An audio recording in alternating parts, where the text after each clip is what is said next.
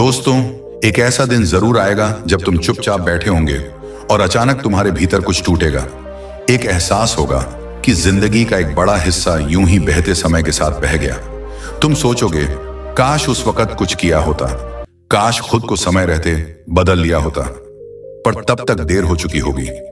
लेकिन सोचो, अगर यही बात तुम्हें आज कोई समझा दे, अगर आज ही कोई तुम्हारे भीतर का दरवाजा खटखटा दे और कहे, अब भी समय है, जाग जाओ, तो क्या तुम सुनोगे? या फिर आज भी वही पुराने बहाने, वही पुरानी टाल मटोल? हर कोई चाहता है कुछ बड़ा करना, कुछ बनना, पर वही सफल होता है जो अपने भीतर झांककर बदलाव को अपनाता है।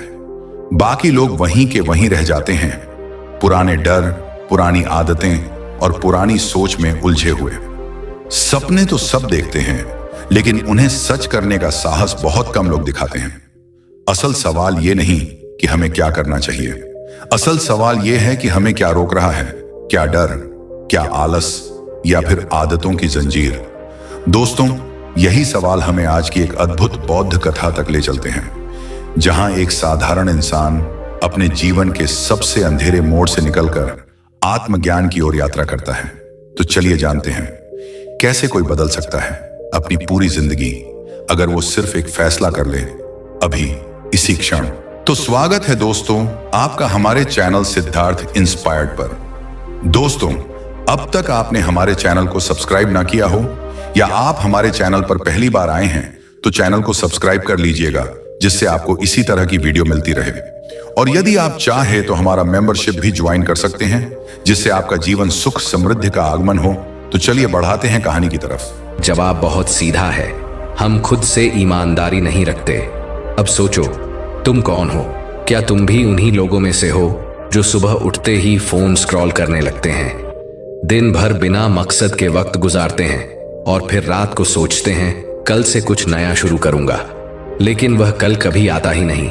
सच कहूं तो हमारी सबसे बड़ी गलती यही है कि हम खुद को धोखा देते रहते हैं। सोचो, कितनी बार तुमने अपने आप से वादा किया होगा कि अब सब बदल दूंगा, सुबह जल्दी उठूंगा, काम में ध्यान लगाऊंगा, गलत संगत से दूर रहूंगा, सोशल मीडिया पर कम समय बर्बाद करूंगा। लेकिन कुछ दिन बाद सब कुछ पहले जैसा ही हो जाता है। क्यों? क्योंकि हमारी आदतें हमें बांध कर रखती हैं। हम बदलाव की चाह तो रखते हैं, लेकिन उसे अपनाने के लिए तैयार नहीं होते। हम सोचते हैं बस कल से शुरुआत करूंगा, लेकिन वह कल कभी नहीं आता। हम सोचते हैं पहले थोड़ा टाइम मिले, फिर बदलेंगे, लेकिन सही समय कभी आता ही नहीं। हम बहाने बनाते रहते हैं, अपनी असफलताओं का दोष दूसरों पर डालते रहते हैं और फिर खुद को यही दिलासा देते हैं कि मेरे बस की बात नहीं। पर सच यह है कि खुद को बदलने के लिए ना ज्यादा समय चाहिए, न किसी और की मदद। बस एक फैसला चाहिए, एक फैसला जो तुम्हारी पूरी जिंदगी बदल सकता है। पर वह फैसला लोग नहीं ले पाते, क्योंकि बदलाव आसान नहीं होता। अपने ही बनाए हुए कंफर्ट जन को तोड़ना आसान नहीं होता। इसीलिए जब कोई बदलाव की राह पर निकलता है तो सबसे पहले उसे उसका अपना ही दिमाग रोकता है, डराता है, बहाने बनाता है, कहता है अभी आराम कर ले, कल देखेंगे। पर जिसने उस पहले कदम को उठा लिया, जिसने एक बार खुद से कह दिया अब मैं रुकने वाला नहीं, वही आगे बढ़ता है, वही इतिहास बनाता है। तो अब फैसला तुम्हारे हाथ में है। तुम भी क्या उन्हीं लोगों की तरह बनना चाहते हो जो जिंदगी भर सोचते रहे कि काश मैंने खुद को बदल लिया होता, या फिर उन लोगों में शामिल होना चाहते हो जो अपने फैसलों से अपनी तकदीर खुद लिखते हैं? अगर तुम सच में अपनी जिंदगी बदलना चाहते हो तो यह वीडियो तुम्हारे लिए है। आज मैं तुम्हें खुद को बदलने के 5 ऐसे तरीके बताने वाला हूं जो तुम्हारी जिंदगी को पूरी तरह बदल सकते हैं। बस एक शर्त है, इस वीडियो को आखिर तक देखना, क्योंकि जो लोग बदलाव की राह में अधूरे पड़ाव पर रुक जाते हैं वह कभी अपनी मंजिल तक नहीं पहुंचते। तो चलो शुरू करते हैं। खुद को बदलने के 5 तरीके। खुद को बदलने का पहला तरीका है सही लक्ष्य तय करें। खुद को बदलने का पहला और सबसे जरूरी कदम। क्या तुम्हें कभी ऐसा महसूस हुआ है कि तुम बहुत मेहनत कर रहे हो, बहुत दौड़ रहे हो, बहुत कुछ कर रहे हो, लेकिन फिर भी कहीं नहीं पहुंच पा रहे, जैसे किसी अंधेरे कमरे में भागते जा रहे हो, बिना यह जाने कि दरवाजा कहां है? तुम्हें लगता है कि जिंदगी में कुछ बड़ा करना है, लेकिन क्या करना है यह खुद तुम्हें नहीं पता। और यही सबसे बड़ी वजह है कि ज्यादातर लोग अपनी जिंदगी में बदलाव नहीं ला पाते।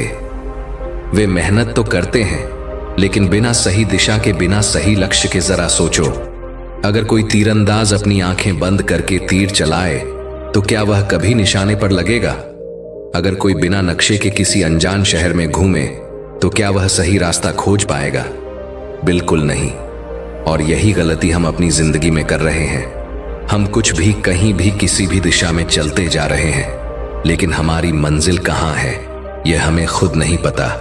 अब सवाल उठता है, क्या तुम्हारा कोई सही लक्ष्य है, या फिर तुम भी उन करोड़ों लोगों की तरह हो जो बस भीड़ का हिस्सा बने हुए हैं, बिना यह जाने कि वे किस ओर जा रहे हैं? कई लोग सोचते हैं कि उनके पास कोई ना कोई लक्ष्य है, लेकिन सच यह है कि वे सिर्फ दूसरे लोगों की नकल कर रहे होते हैं। देखो, आजकल हम सोशल मीडिया पर देखते हैं कि कोई बहुत अमीर बन गया, कोई बहुत सफल हो गया, कोई शानदार गाड़ी चला रहा है, कोई लग्जरी लाइफ जी रहा है, और हम भी वही करने का सपना देखने लगते हैं। लेकिन क्या वह सच में तुम्हारा लक्ष्य है, या फिर सिर्फ समाज के दिखावे में फंसकर तुम भी उसी राह पर चल रहे हो जो तुम्हारी नहीं है?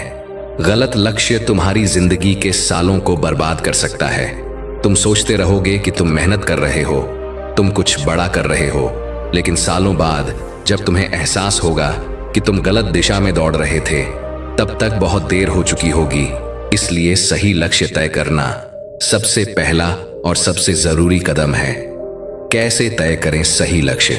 अब यहां पर तुम्हें अपने अंदर झांकने की जरूरत है। तुम्हें खुद से, तुम्हें सच में क्या करना अच्छा लगता है? तुम्हारी असली ताकत क्या है? क्या तुम सिर्फ पैसे के पीछे भाग रहे हो, या तुम्हें सच में अपने लक्ष्य से प्यार है? अगर दुनिया में पैसे की कोई कमी नहीं होती तो तुम अपना समय किस चीज में लगाते? इन सवालों के जवाब ही तुम्हें तुम्हारा असली लक्ष्य बताएंगे।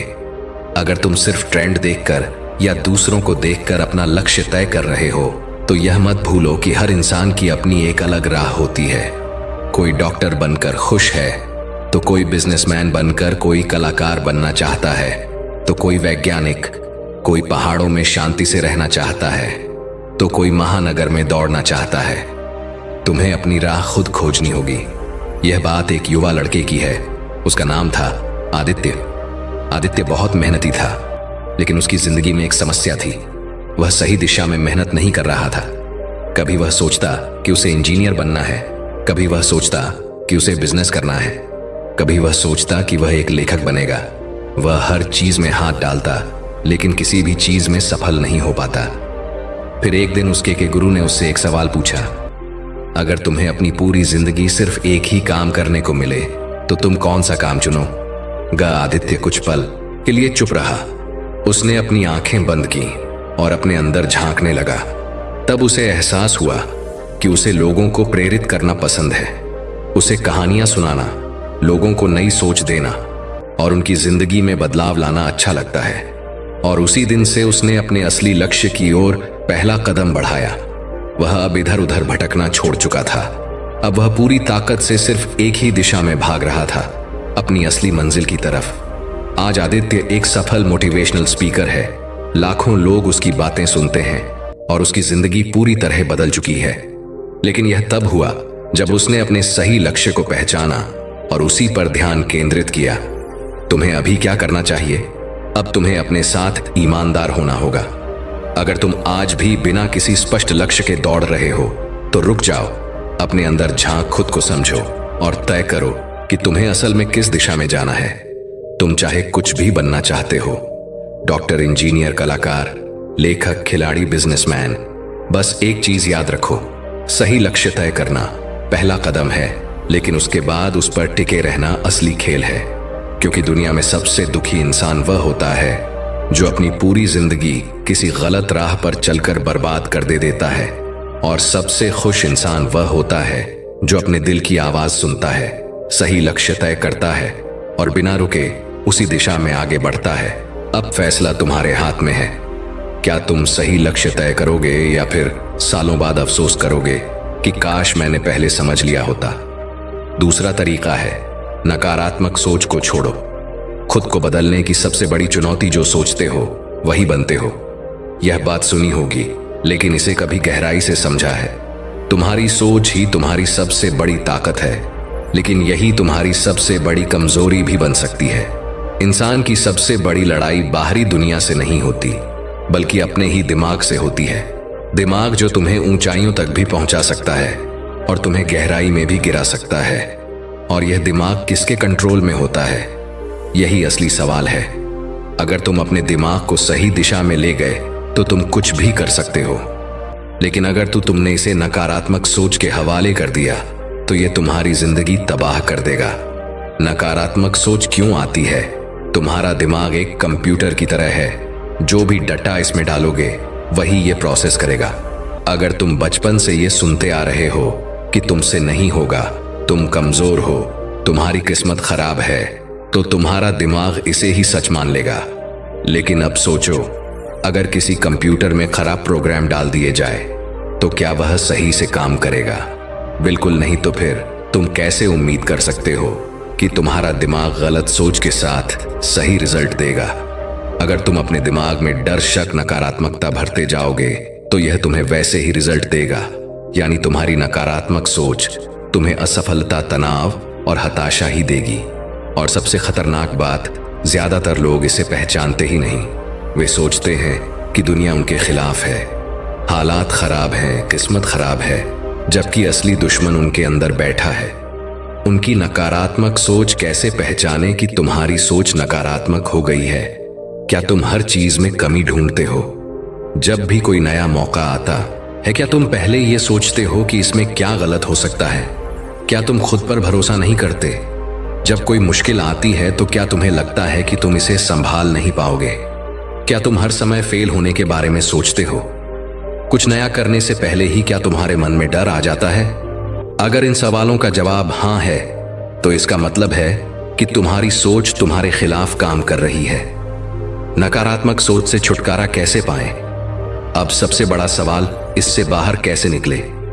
सोच को पकड़ो, फिर उसे बदलो।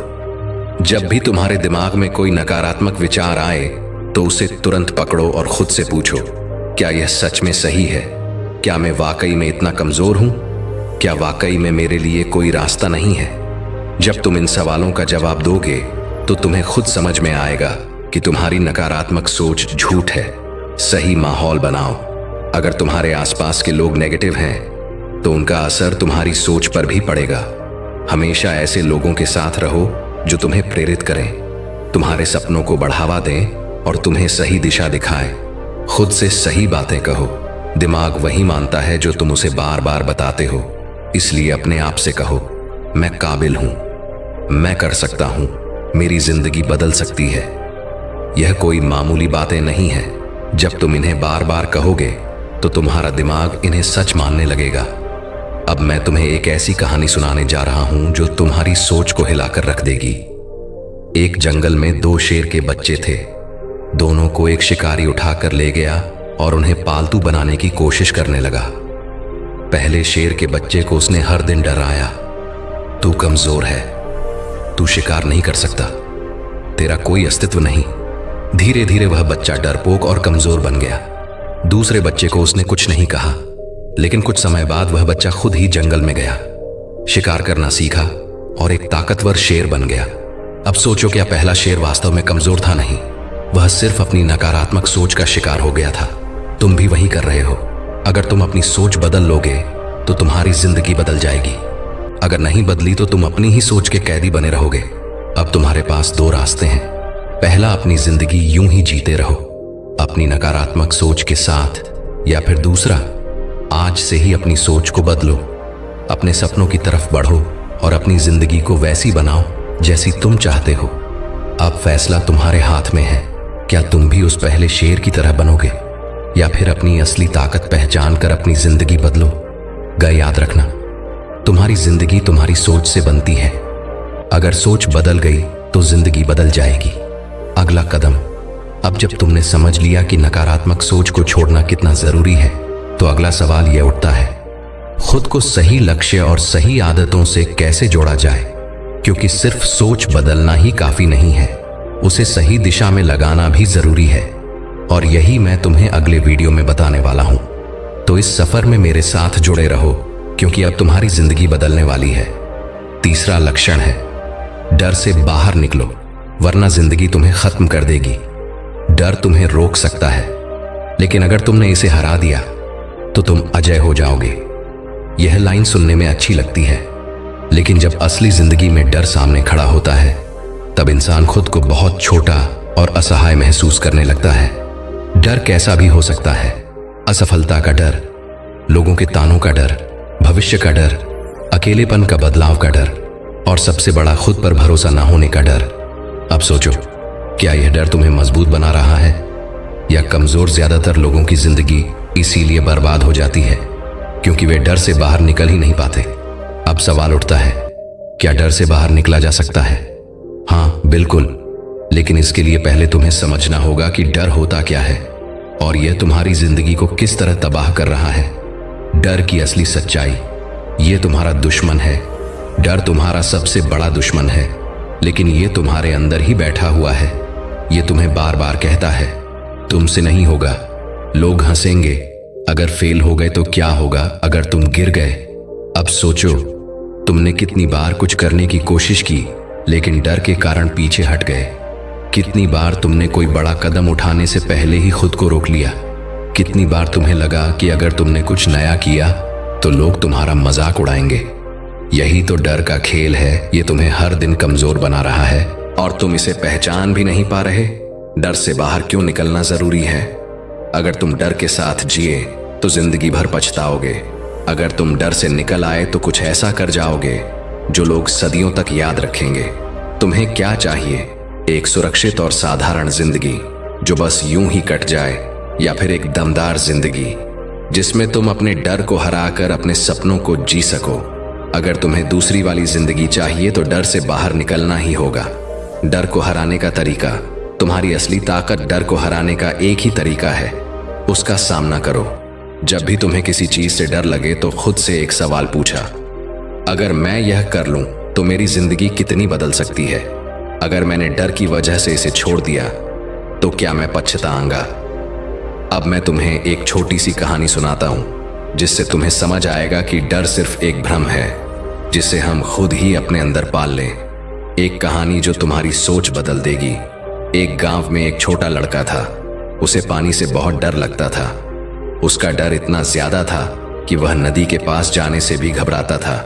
एक दिन उसके दादाजी उसे नदी के किनारे ले गए और बोले, बेटा, पानी तुम्हारा कुछ नहीं बिगाड़ सकता, लेकिन तुम्हारा डर तुम्हें जिंदगी भर पानी से दूर रखेगा। लड़के ने कहा, पर अगर मैं डूब गया? तो दादाजी हंसे और बोले, अगर तुमने पानी में उतरने की हिम्मत ही नहीं की तो तुम तैरना कभी सीख ही नहीं पाओगे। लड़के ने सोचा और डरते डरते धीरे धीरे पानी में पैर रखा। पहले घबराया, फिर कांपा, लेकिन कुछ ही मिनटों में उसे महसूस हुआ कि पानी उतना भी खतरनाक नहीं है जितना उसने सोचा था। कुछ दिनों में वह इतना अच्छा तैराक बन गया कि पूरे गांव में उसकी मिसाल दी जाने लगी।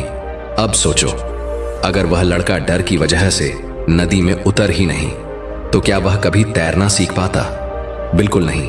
यही फर्क है डरने वालों और हिम्मत दिखाने वालों में। जो लोग डर के आगे घुटने टेक देते हैं वे जिंदगी भर वही करते रहते हैं जो आसान लगता है, लेकिन जो लोग डर को हराकर आगे बढ़ते हैं वही असली खिलाड़ी होते हैं। अब तुम्हारे पास दो रास्ते हैं।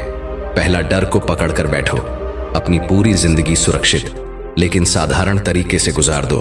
दूसरा, डर से बाहर निकलो, अपने सपनों की तरफ बढ़ो और एक ऐसी जिंदगी जियो जिसे लोग याद रखें। अब तुम कौन सा रास्ता चुनोगे याद रखना, डर सिर्फ तुम्हारे दिमाग में है। अगर तुमने इसे हरा दिया तो दुनिया की कोई ताकत तुम्हें रोक नहीं सकती। तो अगला कदम क्या है? अब जब तुमने यह समझ लिया कि डर तुम्हें रोक रहा है तो सवाल यह उठता है कि अब तुम्हें अपनी जिंदगी को किस दिशा में लेकर जाना चाहिए, क्योंकि सिर्फ डर से बाहर आना ही काफी नहीं है। तुम्हें अपने जीवन का सही रास्ता भी तय करना होगा और यही मैं तुम्हें अगले वीडियो में बताने वाला हूं। तो इस सफर में मेरे साथ जुड़े रहो क्योंकि अब तुम्हारी जिंदगी बदलने वाली है। चौथा तरीका है, खुद को पहचानो, क्योंकि जब तक तुम खुद को नहीं जानोगे तब तक दुनिया को क्या पहचान पाओगे। क्या तुमने कभी खुद से यह सवाल किया है, मैं कौन हूं? क्या तुमने कभी सोचा है कि तुम सिर्फ अपनी शक्ल या नाम से ज्यादा हो? तुम्हारे भीतर ऐसी क्या खासियत जिन्हें तुम अभी तक पहचान नहीं पाए हो? क्या तुमने खुद को सही तरीके से जानने की कोशिश की है, या फिर तुम हर रोज वही पुरानी जिंदगी जीते जा रहे हो जैसे तुम हमेशा से जीते आए हो? बहुत से लोग जिंदगी में कुछ पाने के लिए खुद को ढूंढते रहते हैं, लेकिन असल में खुद को पहचानना और खुद को समझना सबसे बड़ी जीत है। जब तक तुम खुद को नहीं पहचान पाओगे, तब तक तुम्हारी सारी कोशिशें अधूरी रहेंगी। खुद को पहचानने का सबसे पहला कदम सच्चाई का सामना करो। सच्चाई यह है कि हम में से अधिकांश लोग खुद को जानने का रास्ता छोड़ देते हैं, क्योंकि यह काफी कठिन और डरावना हो सकता है। हम रोज अपने दिमाग में जो कल्पनाएं और झूठ पालते हैं, उन्हें सच्चाई की ओर मोड़ने से डरते हैं। हम अपने अंदर छुपे डर, कमजोरी और असुरक्षा से भागते हैं, लेकिन असल में खुद को पहचानने के लिए पहले यह जानना जरूरी है कि तुम कौन हो, सच में कौन हो। क्या तुम वह हो जो दूसरों के लिए बने हो? क्या तुम अपनी जिंदगी दूसरों के लिए जीते हो, या फिर तुम वह हो जो तुम सच में बनना चाहते हो? खुद से सवाल पूछो, क्या तुम खुद को समझते हो या सिर्फ दूसरों के रूप में ढलने की कोशिश करते हो? जरा सोचो, अगर हम दूसरों की उम्मीदों पर अपनी जिंदगी जीने में लगे रहे तो क्या हम कभी खुद को पहचान सकते हैं? नहीं, क्योंकि दूसरों के सपनों के बीच हमारा अपना सपना कहीं खो जाता है। खुद को पहचानने का दूसरा कदम अपनी ताकत और कमजोरी को जानो। तुम्हारे अंदर कई तरह की ताकतें और कमजोरियां हैं, लेकिन अगर तुम उन्हें पहचान नहीं पाते तो तुम कभी भी आगे नहीं बढ़ पाओगे। खुद को जानने के लिए जरूरी है कि तुम अपनी ताकतों पर काम करो और अपनी कमजोरियों को कदम आत्म मूल्यांकन करो। तुम अगर सच में खुद को पहचानना चाहते हो तो तुम्हें अपनी जिंदगी का आत्म मूल्यांकन करना होगा। यह आसान नहीं है, लेकिन जब तुम खुद से ईमानदारी से सवाल करोगे तो तुम्हें अपने भीतर की असलियत दिखने लगेगी। अपने पिछले कुछ दिनों पर गौर करो। तुमने क्या किया? तुम अपनी जिंदगी में कितनी बार अपने लक्ष्यों के लिए संघर्ष कर पाए? क्या तुमने कभी खुद से यह सवाल पूछा कि तुम किस दिशा में जा रहे हो? क्या तुम सिर्फ रो रहे हो और सोचते हो कि तुम्हारी जिंदगी में सब कुछ गलत हो रहा है, या फिर तुम उन गलतियों से कुछ सीखकर आगे बढ़ रहे हो? यह आत्म मूल्यांकन तुम्हारी जिंदगी में बदलाव लाने का पहला कदम होगा। खुद को जानने के बाद तुम्हें यह समझ में आ जाएगा कि तुम क्या चाहते हो और तुम्हारे लिए क्या सही है। खुद को पहचानने के बाद तुम्हारी जिंदगी कैसी होगी? जब तुम खुद को पहचानोगे तो तुम्हारे लिए दुनिया की सारी मुश्किलें आसान हो जाएंगी। तुम जान पाओगे कि तुम्हारी असली ताकत क्या है और तुम किस दिशा में जा रहे हो। तुम अपने फैसले खुद ले सकोगे, क्योंकि तुम खुद को अच्छे से समझ पाओगे। तुम पहले से कहीं ज्यादा आत्मविश्वासी हो जाओगे, क्योंकि तुम जानो कि तुम्हारे पास क्या है और तुम खुद को किसी भी परिस्थिति में संभाल सकते हो। एक बार जो तुमने खुद को जान लिया, फिर तुम्हें किसी और से सवाल नहीं करना पड़ेगा कि तुम्हारा रास्ता क्या है। तुम्हें सब कुछ अंदर से समझ में आने लगेगा। अब तुम्हारे लिए चुनौती खुद को पहचानो और वह बनो जो तुम सच में बनना चाहते हो। तुम चाहो तो अभी भी खुद को पहचानने का सफर शुरू कर सकते हो। तुम्हारी जिंदगी में हर कदम पर तुम्हें खुद से यह सवाल करना होगा, क्या मैं वही कर रहा हूं जो मुझे सच में करना है? अगर जवाब हां है तो तुम अपने रास्ते पर हो। अगर जवाब नहीं है तो यह वक्त है बदलाव का। आगे के वीडियो में हम इसके बाद के कदमों पर चर्चा करेंगे, लेकिन अभी के लिए इस सफर को शुरू करो, खुद को पहचानने का सफर। क्योंकि जब तुम खुद को जान लोगे तो दुनिया तुम्हारी मुट्ठी में होगी। खुद को लगातार सीखने के लिए प्रेरित करो, एक ऐसी यात्रा जहां हर कदम पर कुछ नया सीखा जाए। जब तुम अपनी जिंदगी को पलट कर देखते हो तो क्या तुम्हें लगता है कि तुम वही हो जो तुम हमेशा से थे? क्या तुमने कभी सोचा है कि अगर तुम खुद को सीखने के लिए प्रेरित कर सको तो तुम्हारी जिंदगी में क्या बदलाव आएगा? जिंदगी में कुछ भी हासिल करने के लिए बस एक चीज की जरूरत है, इच्छा शक्ति और सीखने की तलब। हमें हमेशा यही लगता है कि जो हम जानते हैं वही सबसे ज्यादा है, लेकिन असल में यह सोच हमारे विकास को रोक देती है। जब तक हम खुद को लगातार सीखने के लिए प्रेरित नहीं करेंगे, तब तक हम आगे नहीं बढ़ सकते। तुमने कभी सोचा है क्यों कुछ लोग हर दिन नई चीजें सीखते रहते हैं और सफल होते हैं, जबकि कुछ लोग वही पुरानी गलतियां बार बार करते हैं? इसका सीधा सा जवाब है उन्होंने खुद को लगातार सीखने के लिए प्रेरित किया। मुझे एक दिलचस्प कहानी याद आती है। एक छोटे से गांव में एक युवा लड़का था जिसका नाम अर्जुन था। अर्जुन के पास बहुत सीमित संसाधन थे, लेकिन उसके अंदर कुछ खास था। उसे हमेशा कुछ नया सीखने की जिज्ञासा थी। एक दिन उसका गुरु उसे एक कठिन चुनौती देता है। अर्जुन को हर दिन एक नया कौशल सीखने के लिए कहा गया। पहले दिन उसने नए तरीके से तीरंदाजी सीखी। अगले दिन उसने कुश्ती के कुछ नए तरीके सीखे। शुरुआत में यह उसे बहुत मुश्किल लगा, लेकिन उसने हार मानने का नाम नहीं लिया। कुछ महीनों बाद अर्जुन पहले से कहीं बेहतर बन चुका था।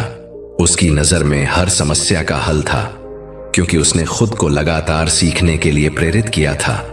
उसकी यह यात्रा उसे उसके लक्ष्य तक ले आई। अर्जुन ने यह समझा कि जब तक हम खुद को सीखने के लिए तैयार नहीं करेंगे, तब तक हम अपनी असली क्षमता को पहचान नहीं पाएंगे। क्या तुमने कभी खुद से सवाल किया है कि तुमने आखिरी बार कब कुछ नया सीखा था?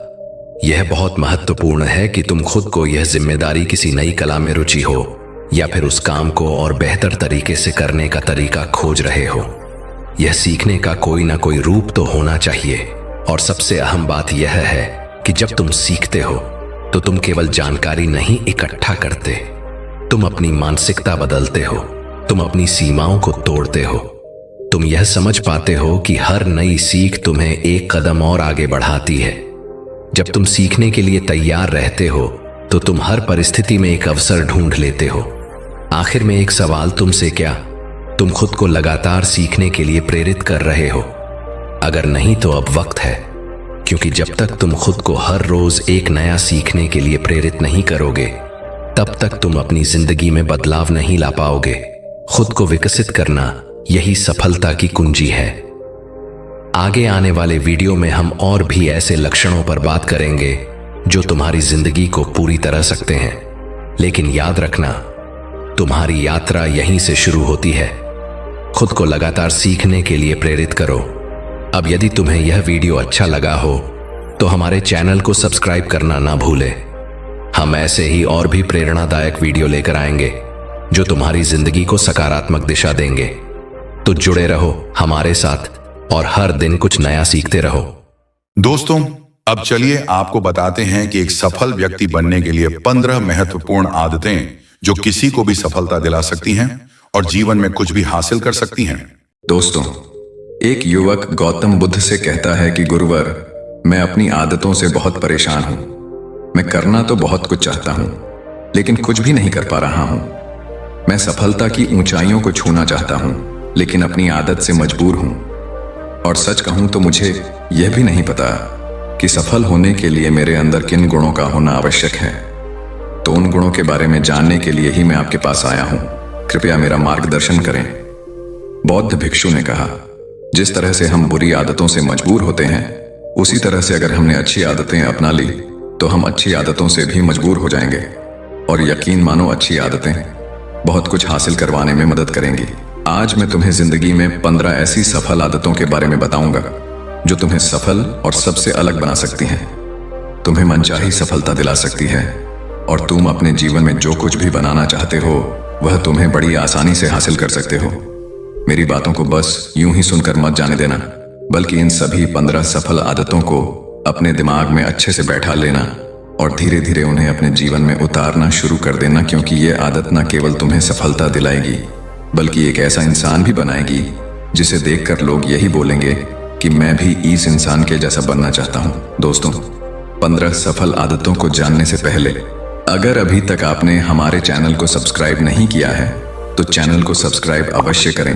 तो आइए जानते हैं 15 सफल आदतों के बारे में।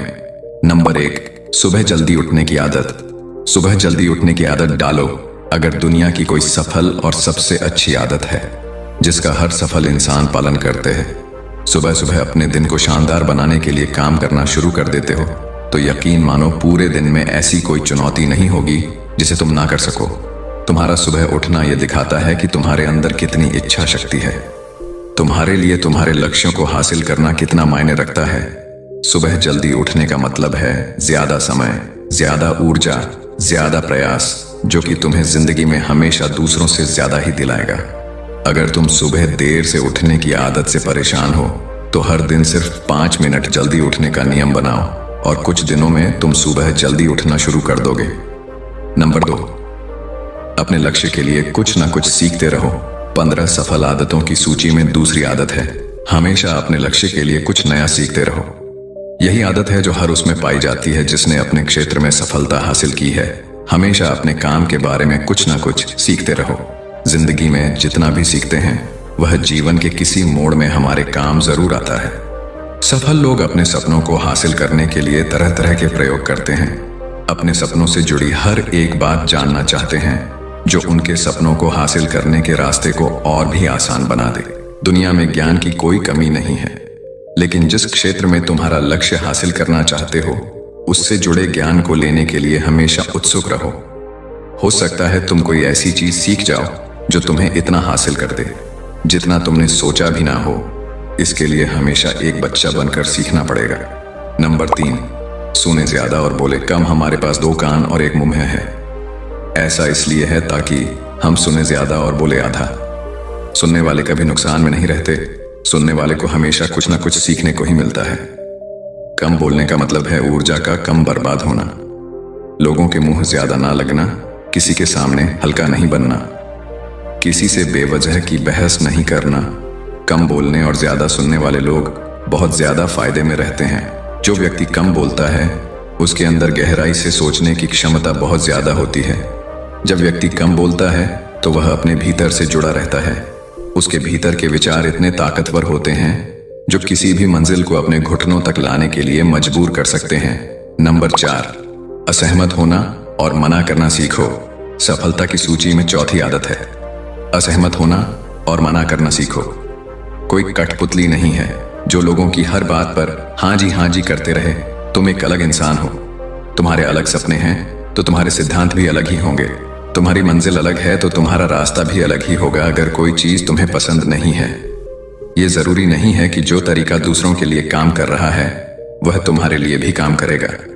अगर तुम भी औरों का तरीका इस्तेमाल करोगे तो औरों की तरह बन जाओगे।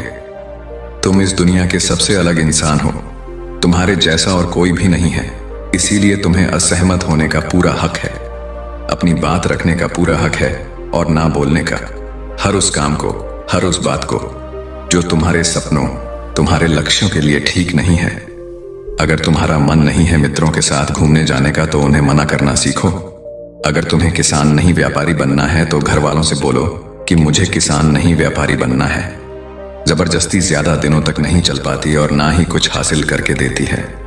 जहां जरूरत हो वहां मना करना सीखो, क्योंकि मना करने से तुम कुछ समय के लिए तो दूसरों की नजर में बुरा बन सकते हो, लेकिन खुद की नजरों में और आने वाले समय की नजरों में कभी गलत नहीं बनोगे।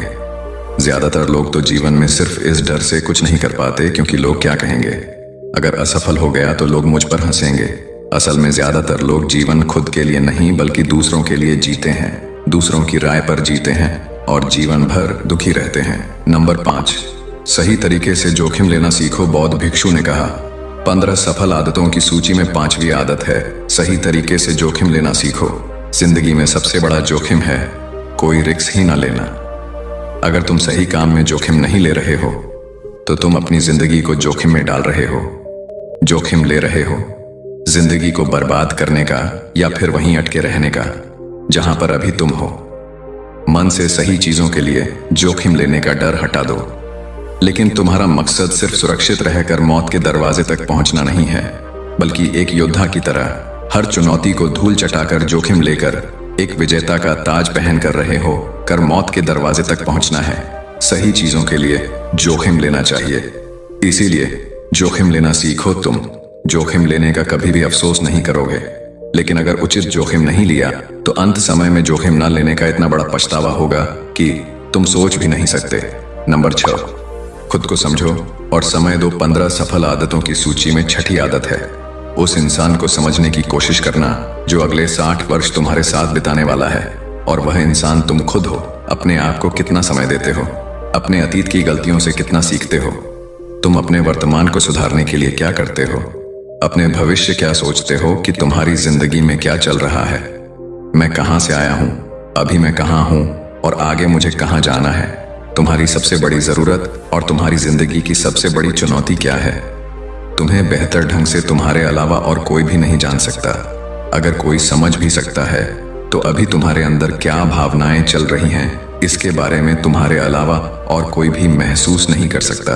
अपने आप को हर दिन 10 मिनट दो और इन 10 मिनट में तुम्हारे पास कोई भी नहीं होना चाहिए, ना कोई किताब, ना कोई काम, बस तुम और तुम्हारे विचार होना चाहिए।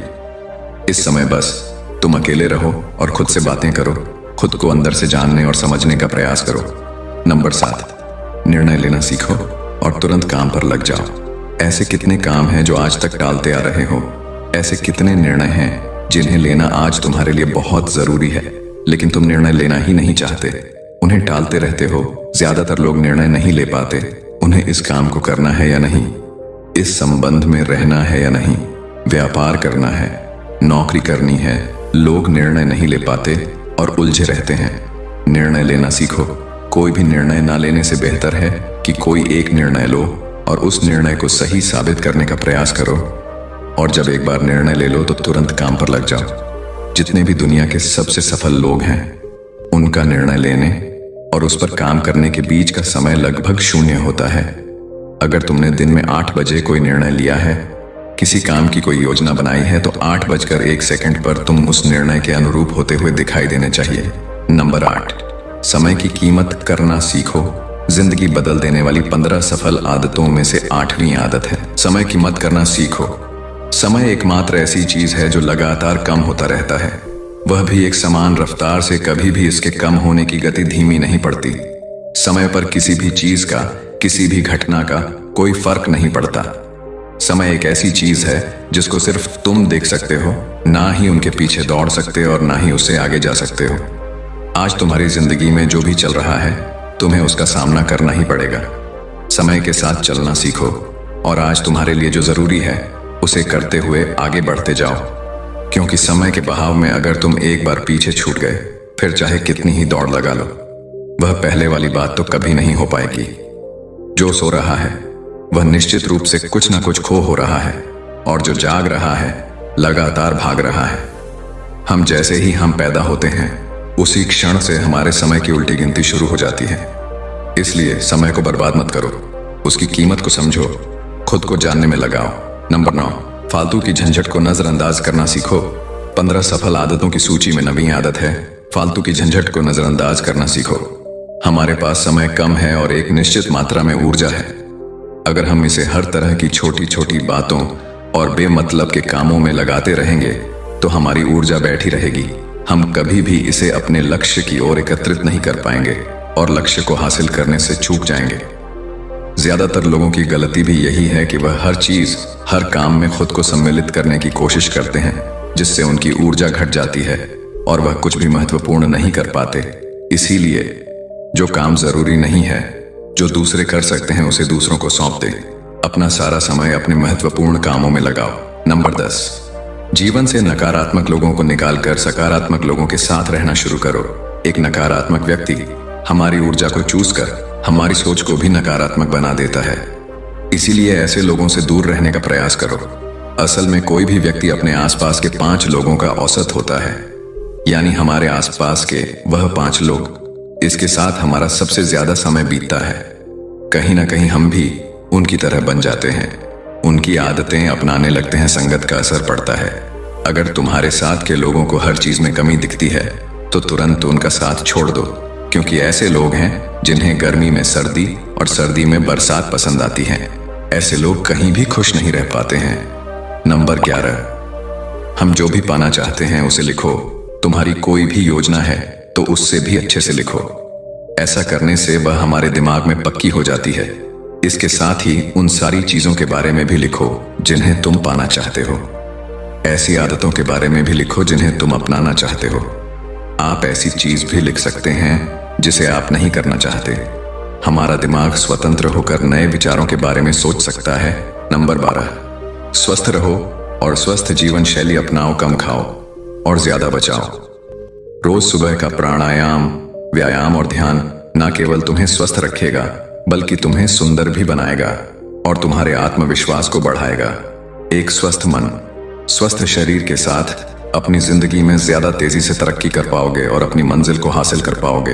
पहला, सुख निरोगी काया, और इसका पता हमें तब चलता है जब हम गंभीर रूप से बीमार होते हैं। नंबर 13, हमेशा खुश रहो और मुस्कुराते रहो।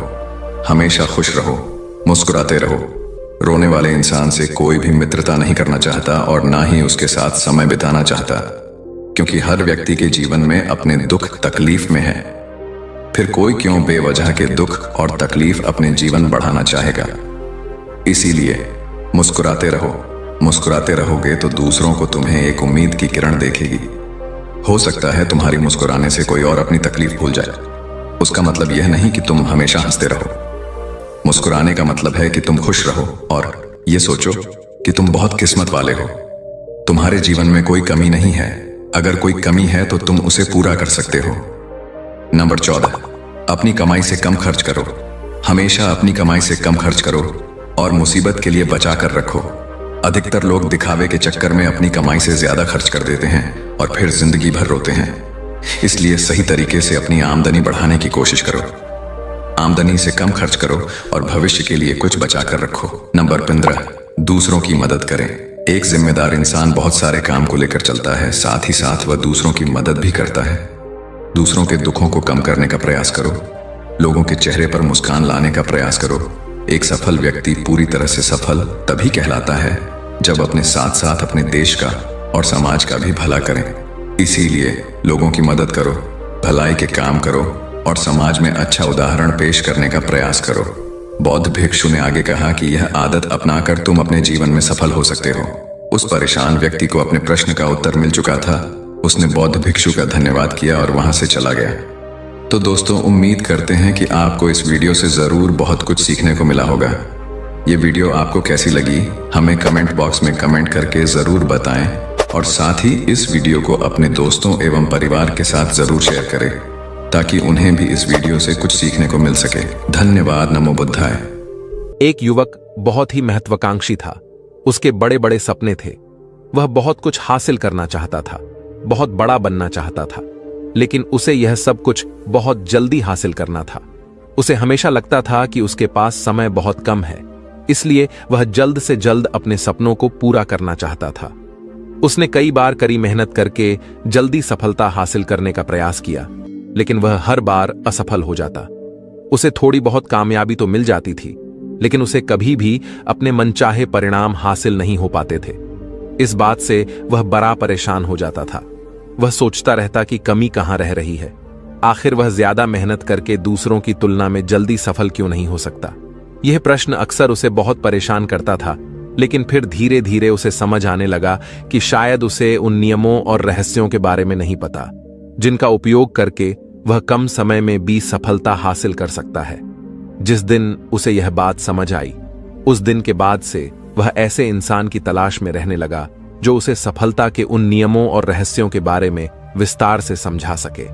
तभी एक दिन उसे अपने एक मित्र के माध्यम से एक ऐसे गुरु के बारे में पता चला जो अपनी बुद्धिमत्ता और ज्ञान के लिए दूर दूर तक प्रसिद्ध थे।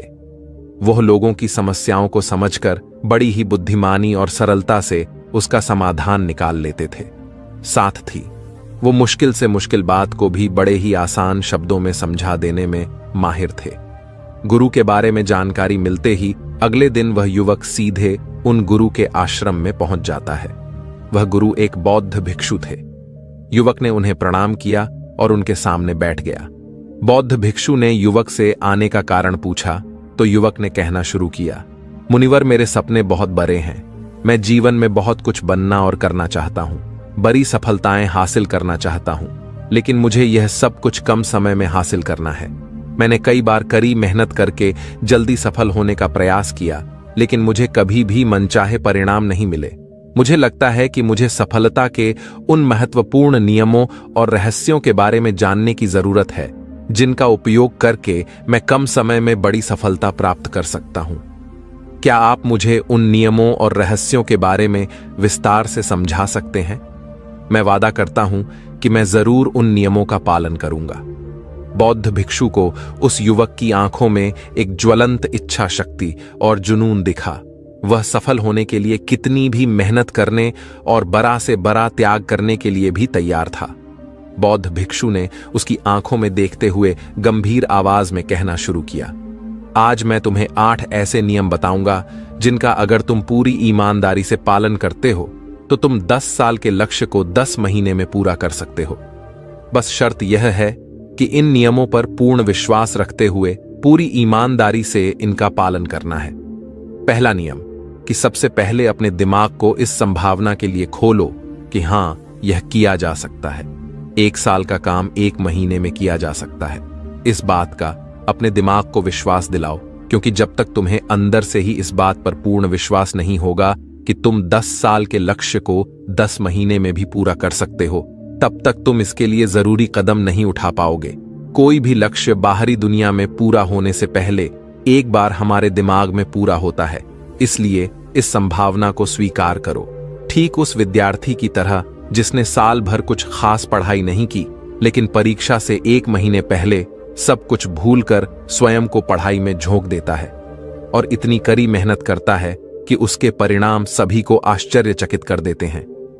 जब वह विद्यार्थी 1 साल की पढ़ाई को अपनी कड़ी मेहनत और एकाग्रता से 1 महीने में पूरा कर सकता है, तो तुम अपने लक्ष्य पूरे क्यों नहीं कर सकते? सफलता के नियम तो सभी के लिए एक बराबर काम करते हैं। दूसरा नियम, 6 महीने के लिए गायब हो जाओ। आने वाले 6 महीने के लिए भूल जाओ कि तुम्हारा कोई है। भूल जाओ अपने दोस्तों और रिश्तेदारों को, अपने पड़ोसियों को। कोई तुम्हें छोड़कर नहीं जाने वाला। जिसको रुकना होगा वह रुकेगा। बस 6 महीने के लिए अपने सारे दरवाजे बंद कर लो और दूर हो जाओ इन सारी भटकाने वाली चीजों से। यानी कि तुम्हें स्वयं को 6 महीने के लिए दुनिया से गायब कर लेना है, जैसे कि तुम कभी यहां थे ही नहीं। तुम्हें अपने आप को 6 महीने के लिए अपने मन, शरीर, लक्ष्य और उद्देश्य के साथ बंद कर लेना है। 6 महीने कोई बहुत ज्यादा समय नहीं होता है। यह सुनने में बड़ा लग सकता है, लेकिन तुम यह भी तो देखो कि यह त्याग तुम किसके लिए कर रहे हो। अपने मित्रों या पड़ोसियों के लिए या खुद के लिए। इन 6 महीनों में अगर तुम्हारे और तुम्हारे लक्ष्य के बीच कोई आ रहा हो, वह भले कितना ही अमीर हो, प्रभावशाली हो, लेकिन अगर फालतू की बातें कर रहा है तो वहां से गायब हो जाओ। अगर तुम्हारे मित्र और रिश्तेदार अपने मतलब से तुम्हें घूमने बुला रहे हैं तो उन्हें मना कर दो, क्योंकि तुम्हारे जाने या ना जाने से उन्हें कोई फर्क नहीं पड़ेगा, लेकिन तुम अपनी जिंदगी में एक कदम पीछे जरूर हो जाओगे। बेमतलब के गप्पे मारने वाले दोस्तों के समूह से दूर हो जाओ। समय भर बात करने वाले लोगों से मतलब रखना बंद कर दो। अगर थोड़े रिश्ते खराब होते हैं तो होने दो। अपनी नींद और ऊर्जा को दूसरे लोगों पर बर्बाद करना बंद कर दो और एकदम स्वार्थी बन जाओ। सिर्फ अपने बारे में सोचो, अपने लक्ष्य, उद्देश्य, योजना और परिवार के बारे में बस। और जो भी चीज तुम्हें इनसे दूर ले जा रही है, उन सब विचारों को अपने दिमाग में जला दो। तीसरा नियम, एक सही गुरु की तलाश करो। अगर तुम्हें किसी काम में जल्दी सफल होना है और उसके शीर्ष पर पहुंचना है, तो तुम्हें अपना समय उस काम का साधारण ज्ञान रखने वाले लोगों के साथ बर्बाद नहीं करना चाहिए, बल्कि तुम्हें तो सीधा उस इंसान के पास जाना चाहिए जो पहले से ही उस काम के शिखर पर है, क्योंकि वही इंसान तुम्हें सबसे अच्छे से सिखा सकता है कि शीर्ष तक कैसे पहुंचना है। उसने उन सारी मुश्किलों और बाधाओं का सामना कर रखा है जिनका तुम भविष्य में सामना करोगे। इसलिए वह अपने अनुभवों से तुम्हें ऐसी बातें सिखा सकता है जिसे स्वयं सीखने में तुम्हें अपना बहुत सारा समय खर्च करना पड़ेगा। तो 10 साल के लक्ष्य को सिर्फ 10 महीने में पूरा करने के लिए तुम्हें अपने क्षेत्र के सबसे सफल लोगों में से एक को अपना गुरु, अपना मार्गदर्शक बनाना पड़ेगा। दोस्तों, चाहे पैसा हो या सफलता, दोनों को 10 गुना स्पीड से हासिल किया जा सकता है। बस इसके लिए सही गाइडेंस, फोकस और मेहनत की जरूरत है। फिर गुरु कहते हैं कि चौथा नियम, एक स्पष्ट और निश्चित लक्ष्य तय करो। निश्चित कर लो कि तुम्हें क्या और कितने समय में हासिल करना है। तुम्हारा लक्ष्य स्पष्ट रूप से तुम्हारे पास लिखा हुआ होना चाहिए। तुम भले ही कितने ही होशियार हो, कितने ही बुद्धिमान हो, कितना भी तेज तुम्हारा दिमाग हो, लेकिन अगर तुम्हारे पास एक स्पष्ट लक्ष्य नहीं है और तुम अपने लक्ष्य की तरफ रोज मेहनत नहीं कर रहे हो, तो बड़ी सफलता तुम्हें कभी नहीं मिल सकती। बस सफलता के लिए एक स्पष्ट लक्ष्य का होना सबसे जरूरी है। मानवीय स्वभाव के बारे में एक बात है कि अगर तुम्हारा लक्ष्य बहुत ज्यादा आसान होगा तो तुम उसे हल्के में छोड़ दोगे, और अगर तुम्हारा लक्ष्य बहुत ज्यादा मुश्किल होगा तब भी तुम उसे असफल होने के डर से छोड़ दोगे। इसीलिए लक्ष्य ऐसे होने चाहिए जो मुश्किल तो है, लेकिन उन्हें पूरा किया जा सके। अगली बात, तुम्हारे जीवन के लक्ष्य यानी प्राथमिकताएं 3 से ज्यादा नहीं होनी चाहिए। अगर तुम्हारी 3 से ज्यादा प्राथमिकताएं हैं, यानी सरतीयान ऐसे काम है जो तुम्हें लगता है सारे बराबर जरूरी है, सारे करना जरूरी है, तब उनमें से एक भी ऐसा काम नहीं है जो सच में जरूरी है। 3 से ज्यादा प्राथमिकताएं होने का मतलब है कि एक भी ढंग की प्राथमिकता नहीं है। प्राथमिकता का मतलब होता है उद्देश्य, यानी जो है बस यही है और इतने समय में ही है, कोई उद्देश्य नहीं। मतलब भटका हुआ दुखी और अस्तव जीवन उद्देश्य मतलब मजा क्या चाहिए। फिर गुरु कहते हैं कि पता है तुम्हें, अगर किसी इंसान के पास कोई उद्देश्य ही नहीं है तो वह हमेशा भटकता ही रहेगा। ज्यादातर लोगों की जिंदगी का नियम बड़ा अजीब है। उनको नहीं पता कि उन्हें क्या चाहिए और वह बस लगे हुए हैं। इसलिए अगर तुम्हें 10 साल का लक्ष्य सिर्फ 10 महीने में हासिल करना है तो तुम्हारा लक्ष्य तुम्हारे दिमाग में स्पष्ट रूप से अंकित होना चाहिए। 5वां नियम, लक्ष्य को पाने के लिए एक विस्तृत योजना बनाओ। देखो कि तुम्हारे लक्ष्य को हासिल करने के लिए 3 सबसे जरूरी काम क्या हैं, उनका पता लगाओ और फिर उन कामों को आगे छोटे छोटे हिस्सों में बांट लो। अपने 10 महीने के लक्ष्य को दिनों, हफ्तों और महीनों में बांट लो और यह निश्चित करो कि तुम हर दिन अपने उस बांटे हुए काम को पूरा कर रहे हो। इसके साथ ही तुम्हारे पास 3 ऐसे ठोस कारण होने चाहिए कि तुम्हें यह लक्ष्य क्यों हासिल करना है। याद रखो, जितना ज्यादा मजबूत तुम्हारा कारण होगा, उतनी ही ज्यादा संभावना है कि तुम्हारा लक्ष्य हासिल हो जाएगा। हर दिन उस लक्ष्य को पूरा होता हुआ देखो और महसूस करो कि जब तुम उस लक्ष्य को हासिल कर लोगे तो कैसा महसूस करोगे। उसे महसूस और अनुभव करने की कोशिश करो। साथ ही यह प्रश्न भी अपने से पूछना जरूरी है कि तुम्हारा जो लक्ष्य है उसे पूरा करने के लिए क्या क्या करना जरूरी है और क्या छोड़ना पड़ेगा। तुम्हें अपने लक्ष्य के बारे में यह अंदाजा भी जरूर होना चाहिए कि तुम्हारा लक्ष्य कितना मुश्किल है। तुम्हें अपने लक्ष्य को हासिल करने के लिए कितनी मेहनत करनी पड़ेगी, कितना त्याग करना पड़ेगा, इस बात का भी तुम्हें अंदाजा होना चाहिए। 6वां नियम, स्वयं के अंदर प्रबल एकाग्रता और अनुशासन विकसित करो। कभी कभी ऐसा होता है ना कि हम बहुत ज्यादा ऊर्जावान महसूस करते हैं। हमें लगता है आज बड़ा अच्छा लग रहा है, पर समस्या यह है कि यह कभी कभी ही महसूस होता है। याद करो उस दिन के बारे में जिस दिन तुम बहुत ज्यादा एकाग्र थे, बहुत ज्यादा काम करने का मन कर रहा था। तुम्हारे अंदर यह नहीं आ रहा था कि मैं कल से करूंगा। एक उत्साह था, तुम्हारे अंदर एक ऊर्जा थी। सोचो, अगर तुम्हारे साथ यह हर रोज होने लगे तो तुम अपनी जिंदगी में क्या कुछ हासिल नहीं कर सकते। आलस, थकान, काम में मन न लगना, ध्यान भटकना, हार मानने का मन करना, बार बार काम को बदलना, यह सब ना हो। इसीलिए तुम्हारा ध्यान होना चाहिए अपनी ऊर्जा नियंत्रण पर। हमें हर दिन एक निश्चित मात्रा में ऊर्जा मिलती है, इसलिए इसका सही से उपयोग करना सीखो। अपना सबसे अच्छा समय जब तुम जोश में होते हो, उस समय सिर्फ वह करो जो तुम्हारे लिए सबसे ज्यादा जरूरी है। बाकी दुनिया की बातें सब बाद में। पहले दिन जिस काम को जितने समय में कर सकते थे, प्रयास करो अगली बार उसे और कम समय में कर सको और कष्ट को झेलो। तुम्हारा शरीर और दिमाग एक समय के बाद उसे स्वीकार कर लेंगे। फिर एक दिन मजाक हो जाएगा तुम्हारे लिए वह करना। जिस लक्ष्य को तुम्हें पाना है, उसे पाने में अगर कोई चीज रोके या बाधा बने तो उसे छोड़ दो, उससे किनारा कर लो या टाल दो कि इसे बाद में करेंगे। जब हम ऊर्जावान, उत्साहित और एकाग्र महसूस कर रहे होते हैं, तब हम 10 घंटे के काम को 1 घंटे में ही पूरा कर सकते हैं।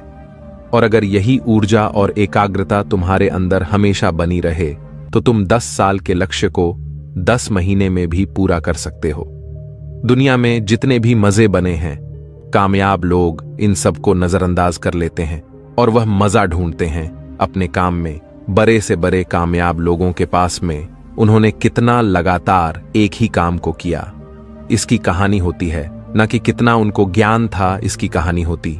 तुम किसी भी सफल इंसान को देख लो, उसके काम गिने जाते हैं, उसका ज्ञान नहीं। ज्ञान बहुत लोगों के पास होता है, लेकिन लगातार काम बहुत ही कम लोग कर पाते हैं। कहने का मतलब है कि ज्ञान के साथ मेहनत और अनुशासन बहुत जरूरी है।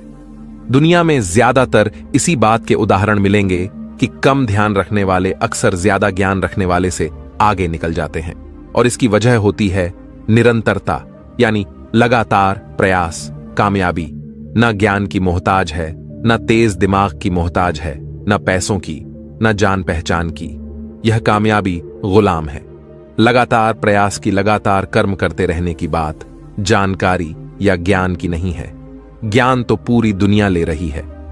बात उस ज्ञान को दूसरों से ज्यादा बुद्धिमानी से उपयोग करने की है। 90% लोग तो अपने दिमाग में परिजान का इस्तेमाल ही नहीं कर रहे, सिर्फ जान लेकर बैठे हैं, कर कुछ नहीं रहे। दुनिया में सफल और अमीर वो लोग बने हैं जिन्होंने ज्ञान मिलने पर उस पर काम शुरू किया, न कि वह लोग जो कि ज्ञानी हैं। मेहनत हमेशा एक बुद्धिमान इंसान को पीछे छोड़ देती है।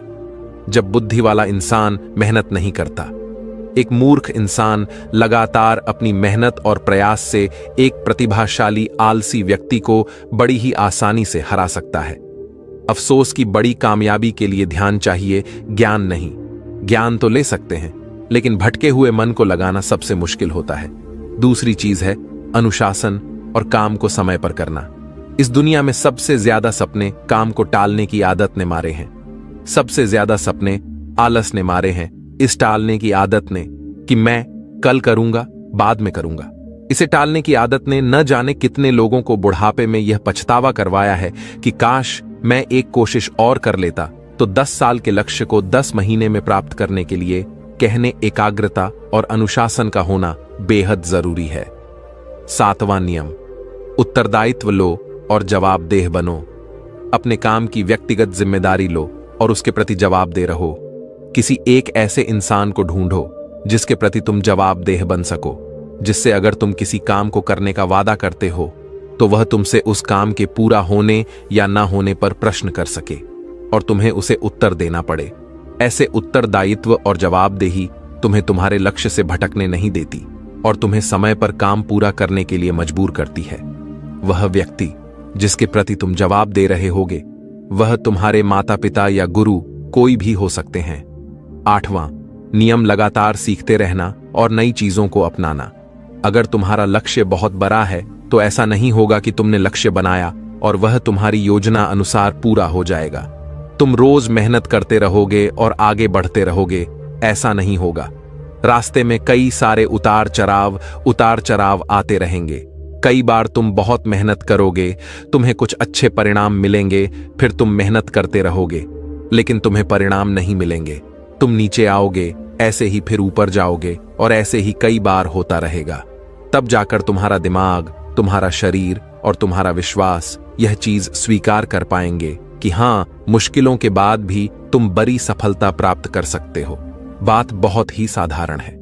बदलाव प्रकृति का नियम है, इसलिए लगातार नया सीखते जाओ, अपने पुराने बेकार विश्वासों को तोड़ते जाओ और समय के अनुसार नई चीजों और नए तरीकों को अपनाते जाओ।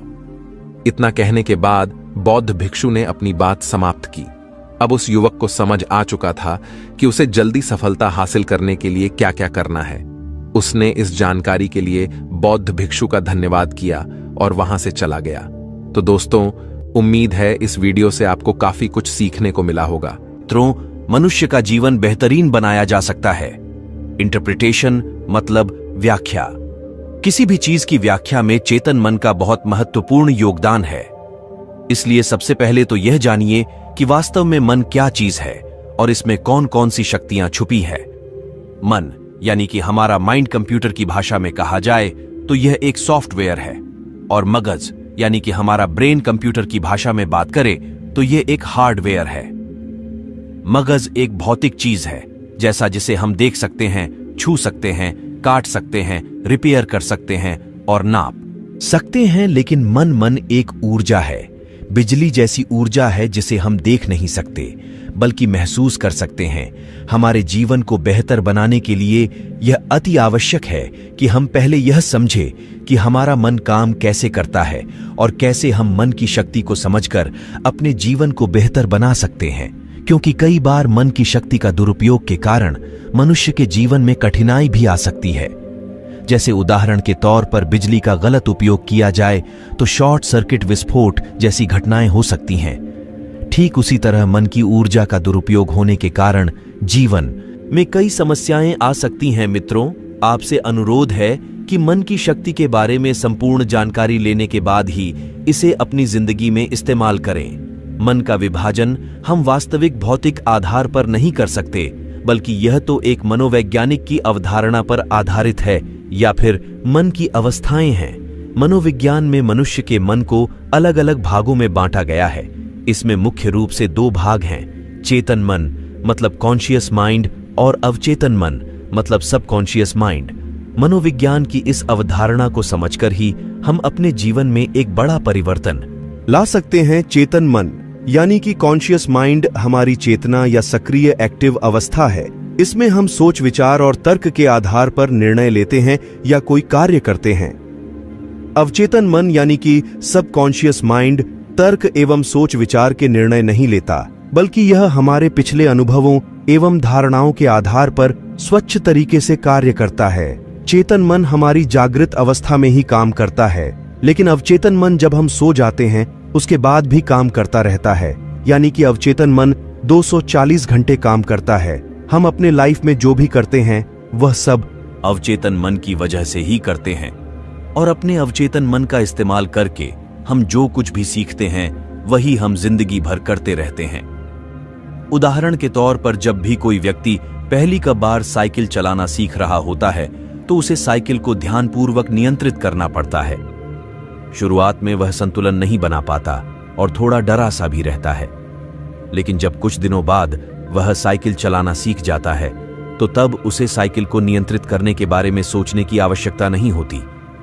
तब उसका साइकिल अपने आप ही नियंत्रित हो जाता है और कोई कार्य करते हुए भी साइकिल चला लेता है। शुरुआत में जब व्यक्ति पहली बार साइकिल चलाना सीख रहा होता है तो वह अपने चेतन मन का इस्तेमाल करता है, यानी कि कॉन्शियस माइंड का इस्तेमाल करता है। लेकिन जब बार बार साइकिल चलाने की प्रैक्टिस करता है तब वह अनुभव उसके अवचेतन मन में स्टोर होने लगते हैं और धीरे धीरे अवचेतन मन चेतन मन की जगह ले लेता है। हमारा अवचेतन मन यानी कि सबकॉन्शियस माइंड एक ऑटो पायलट सिस्टम की तरह है जो अपने आप स्वचालित तरीके से कार्य करता है। सभी स्वचालित कार्य जैसे सांस लेना, दिल धड़कना, यह सब कार्य अवचेतन मन के द्वारा ही किए जाते हैं। हमारी आदतें एवं रोज रोज के सभी कार्यों में अवचेतन मन का महत्वपूर्ण योगदान होता है। तो चलिए अब हम चेतन और अवचेतन मन के कार्यों के बारे में जानते हैं। सेंसेशन पर नियंत्रण यानी हमारी आंखें, नाक, कान, जीभ, त्वचा, यह सारी इंद्रियों पर नियंत्रण हमारा चेतन मन ही करता है।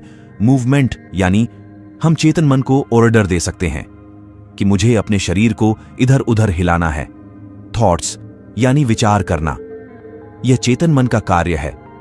जब हम सुबह उठते हैं तभी से हमारे मन में विचार शुरू हो जाते हैं और जब सो जाते हैं तो विचार बंद हो जाते हैं, क्योंकि चेतन मन में काम नहीं करता। लॉजिक यानी तर्क करना, जैसे कोई भी कार्य के बारे में सवाल करना कि यह क्या है, यह कैसे हो सकता है, यह सब तर्क वितर्क चेतन मन ही करता है। एनालिसिस यानी किसी भी चीज का विश्लेषण चेतन मन के द्वारा ही किया करता है। पॉपुनिटी यानी अपने जीवन में उचित अवसर का प्राप्त होना चेतन मन के द्वारा ही संभव होता है। जजिंग यानी सही और गलत की परख करना, जैसे क्या सही है और क्या गलत है, यह सब चेतन मन के द्वारा ही होता है। डिसीजन यानी सच और झूठ जानने के बाद सही निर्णय लेना, यह भी चेतन मन के द्वारा ही किया जाता है। किसी भी चीज का चयन करना, जैसे कि क्या करना है, क्या देखना है, क्या खाना है, क्या खरीदना है, यह सब चेतन मन ही तय करता है। डिजायर मतलब किसी भी चीज के काम के प्रति इच्छाएं जागना चेतन मन के द्वारा ही होता है। एक आखिरी और सबसे महत्वपूर्ण कार्य अवचेतन मन के द्वार पर जो पहरेदारी करता है वह चेतन मन ही करता है। कोई भी गलत विचार या बात हमारे अवचेतन मन या कि सबकॉन्शियस माइंड में ना आ जाए, इसलिए चेतन मन उसकी चौकीदारी करता रहता है और अनेकों खराब और नकारात्मक विचारों को अचेतन मन में न जाने से रोकता है। दोस्तों, अब हम बात करेंगे अवचेतन मन के कार्यों के बारे में। हलन चलन और संवेदनाएं, यह दोनों कार्य हमारा चेतन और अवचेतन मन करता है। यानी जब हम जागृत अवस्था में होते हैं तब हमारे शरीर का चाल, चलन और संवेदना पर पूरा कंट्रोल हमारे चेतन मन के पास होता है, लेकिन जब हम सो जाते हैं तब यह काम हमारा अवचेतन मन करता है। रिफ्लेक्स यानी अवचेतन मन की शक्ति हमें आपातकालीन स्थितियों से बचाती है। जैसे अग्नि पर पैर पड़े तो अचानक से हटा लेते हैं, सांप देखकर उल्टे ही भाग खड़े होते हैं, सीढ़ियों से गिरते गिरते संभल जाते हैं। दोस्तों, ईश्वर ने हमारे मन मस्तिष्क में एक ट्रांसमीटर और एक रिसीवर फिट कर रखा है, जो इतना शक्तिशाली है कि पूरे ब्रह्मांड में इतनी शक्तिशाली मशीन किसी इंसान ने नहीं बनाई होगी। लेकिन हम इस मशीन को चलाना नहीं जानते, इसलिए इसकी शक्तियों से अनजान है। इस पद्धति का उपयोग करके हम दूसरे लोगों की मन की बात तक जान सकते हैं। इस पद्धति को सीखने की पूरा प्रोसेस आगे के चरण में अलग से बताया गया है। मेमोरी पावर मतलब यादकती या दक्ति के 3 स्टेप होते हैं: रजिस्टर, रेस्टोरेशन और रिकॉलिंग रजिस्टर। और रिकॉलिंग चेतन मन का विषय वस्तु है, जबकि स्टोरेज अवचेतन मन से जुड़ा होता है। यदि स्टोरेज सही से हुआ हो तो रिकॉलिंग आसान हो जाता है। अगला काम जो अवचेतन मन करता है वह अंतरात्मा की आवाज बनकर हमें सचेत करता है। जैसे जब भी हम कोई गलत कार्य करते हैं तो अंदर आवाज आती है कि यह काम गलत, यानी भगवान ने इंसान को गलत कार्य से रोकने के लिए उसके भीतर एक रडार सेट कर रखा है, जो अवचेतन मन के द्वारा नियंत्रण में आता है। त्रिकाल न यानी हमारे अवचेतन मन से भूत, भविष्य और वर्तमान कुछ भी नहीं छिपा है। यह त्रिकालदर्शी है। यह भविष्य की घटनाओं को भांप लेता है और कभी कभार हमें चौकन्ना भी कर देता है। इसी ज्ञान के कारण प्राचीन आर्षि मुनि भूत, भविष्य और वर्तमान सब देख लिया करते थे। संजय ने महाभारत की भविष्यवाणी इसी के आधार पर की और इसी के आधार पर नास्त्रिदमस इतना प्रसिद्ध हुआ। आईक्यू यानी कि इमोशनल कोश, भावनात्मक गुणांक।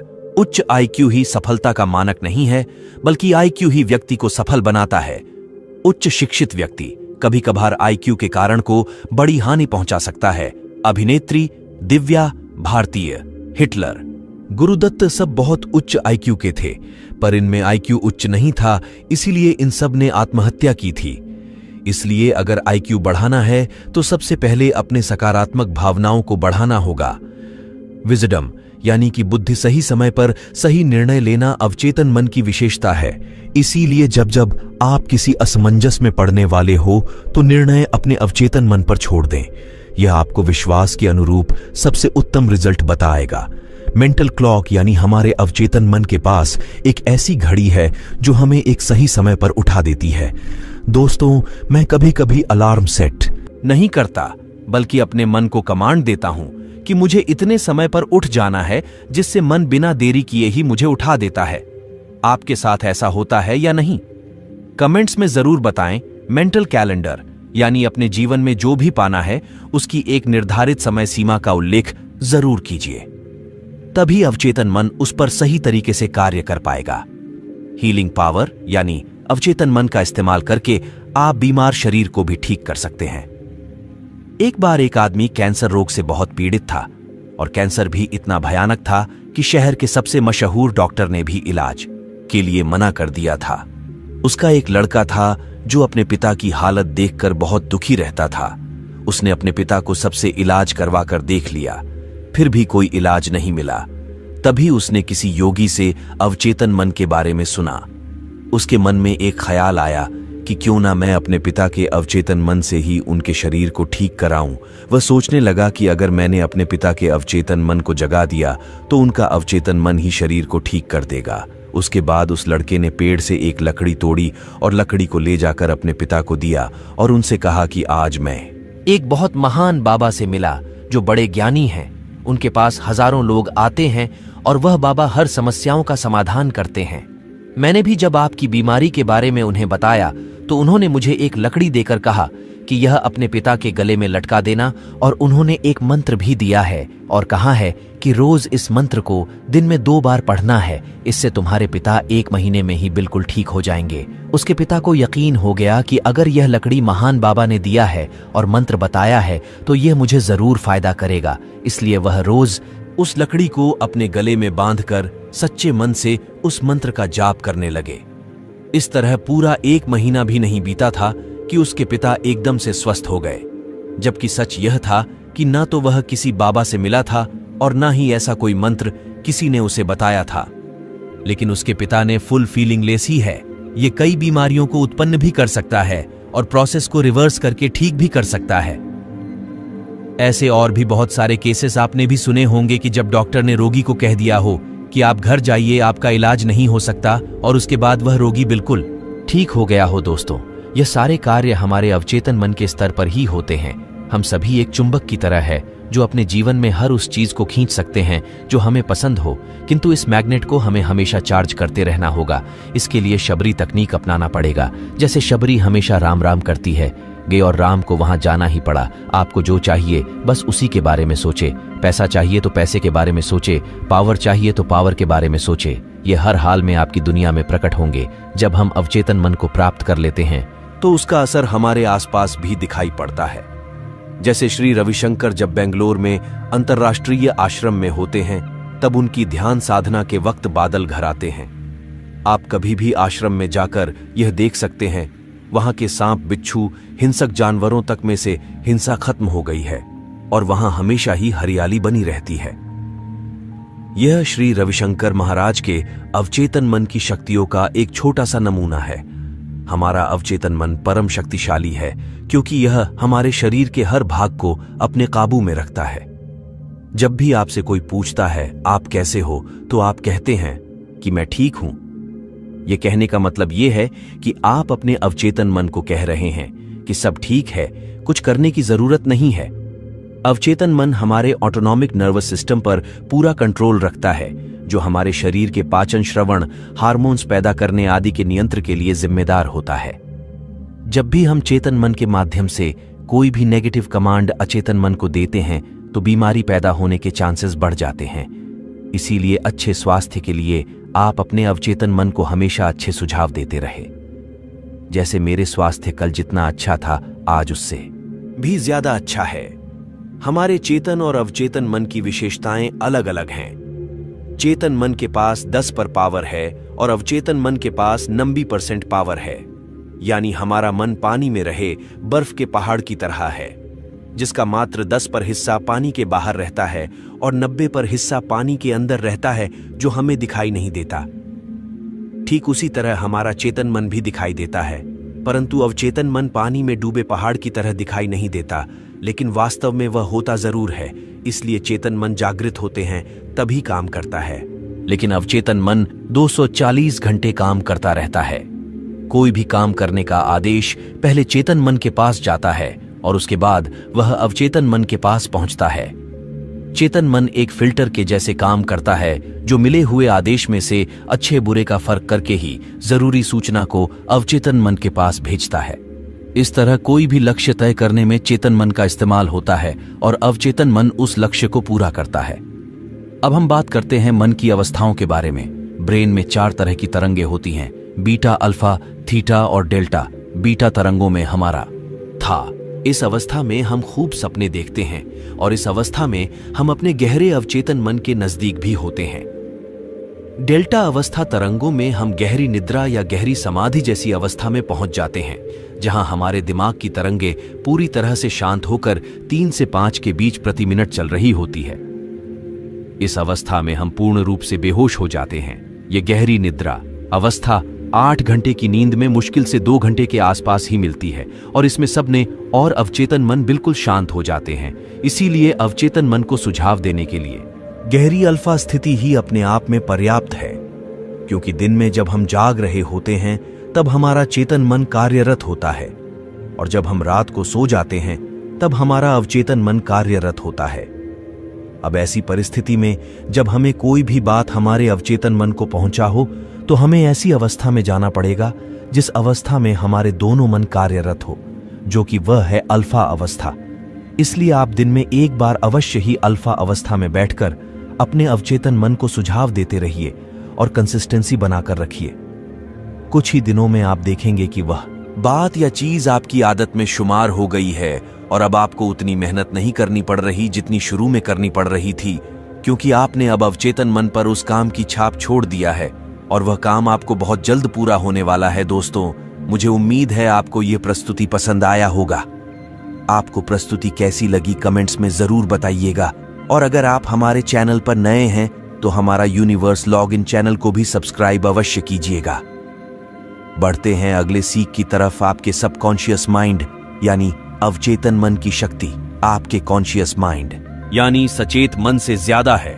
इस बात को तो मैंने कई बार बताया, पर क्या आप जानते हो आपका सबकॉन्शियस माइंड कब सबसे शक्तिशाली रूप में होता है?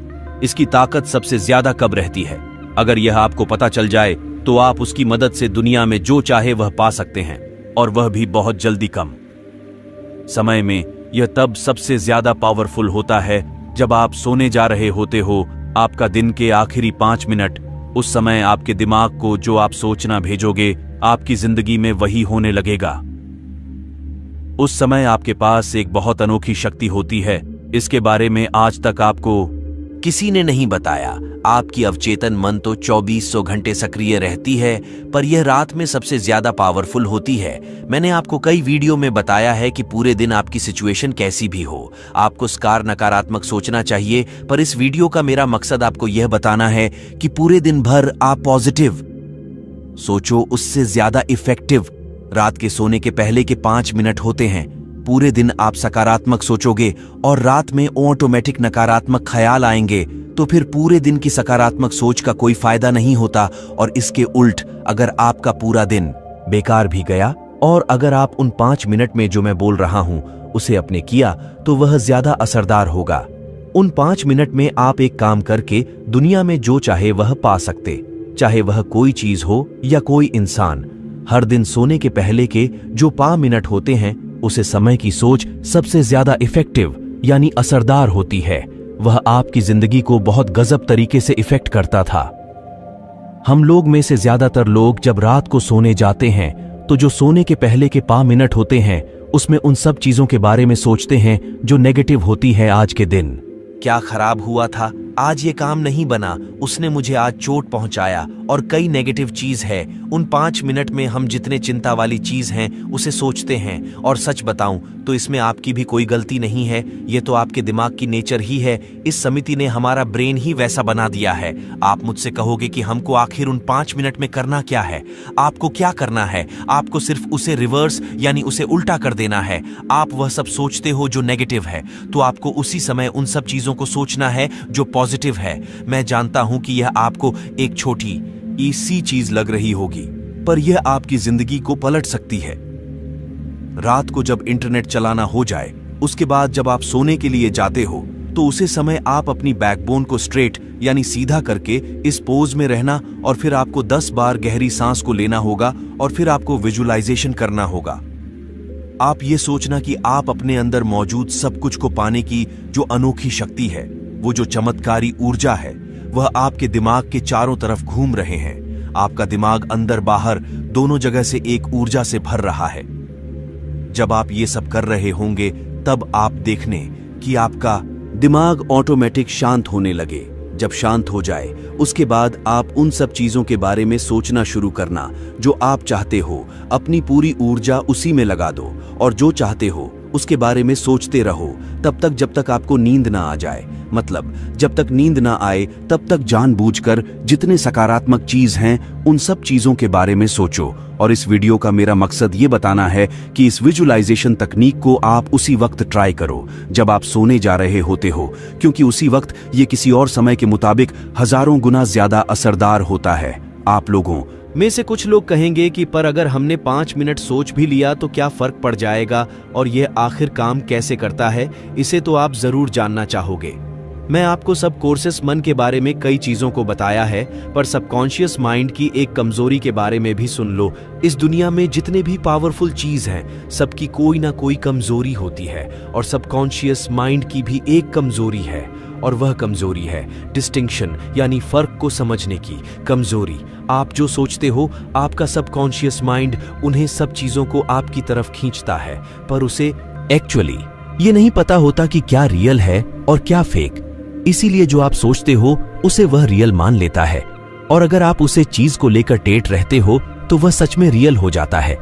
मतलब आप रात को सोने के पहले नेगेटिव चीजों को सोचते हो, तो वो आपके लिए तो सिर्फ एक ख्याल है, पर आपके सबकॉन्शियस माइंड के लिए वो एक असली सिचुएशन होता है।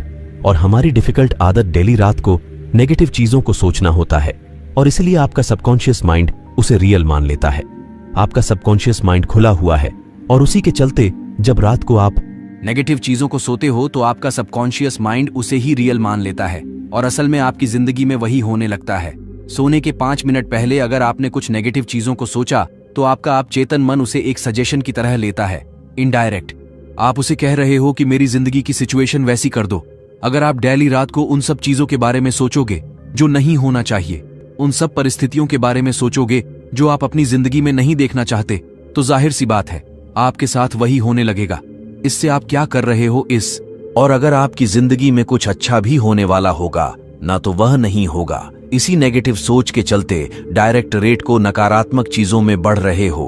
मैं दुखी हूं, मेरे साथ कुछ अच्छा नहीं हो रहा। रात के सोने के पहले उसे पावरफुल यानी शक्तिशाली समय के दौरान इन सब चीजों को बोल बोल के आप इस ब्रह्मांड की प्रोग्रामिंग को बदल रहे हो। इसके बदले आप अपने आप से बोलना कि मैं खुश हूं, मैं लकी हूं, मेरा अगला दिन अच्छा जाएगा, मजा आएगा। आपकी सोच आपकी लाइफ के प्रोग्रामिंग को बदल सकती है। आपका सबकॉन्शियस माइंड एक बैंक की तरह है जिसमें बहुत सारे पैसे हैं। उन पैसों से आप जो चाहे वह खरीद सकते हो, पर आप क्या कर रहे हो? पैसे तो ले जा रहे हो और खर्च कुछ भी कर रहे हो, कुछ और खरीद रहे हो।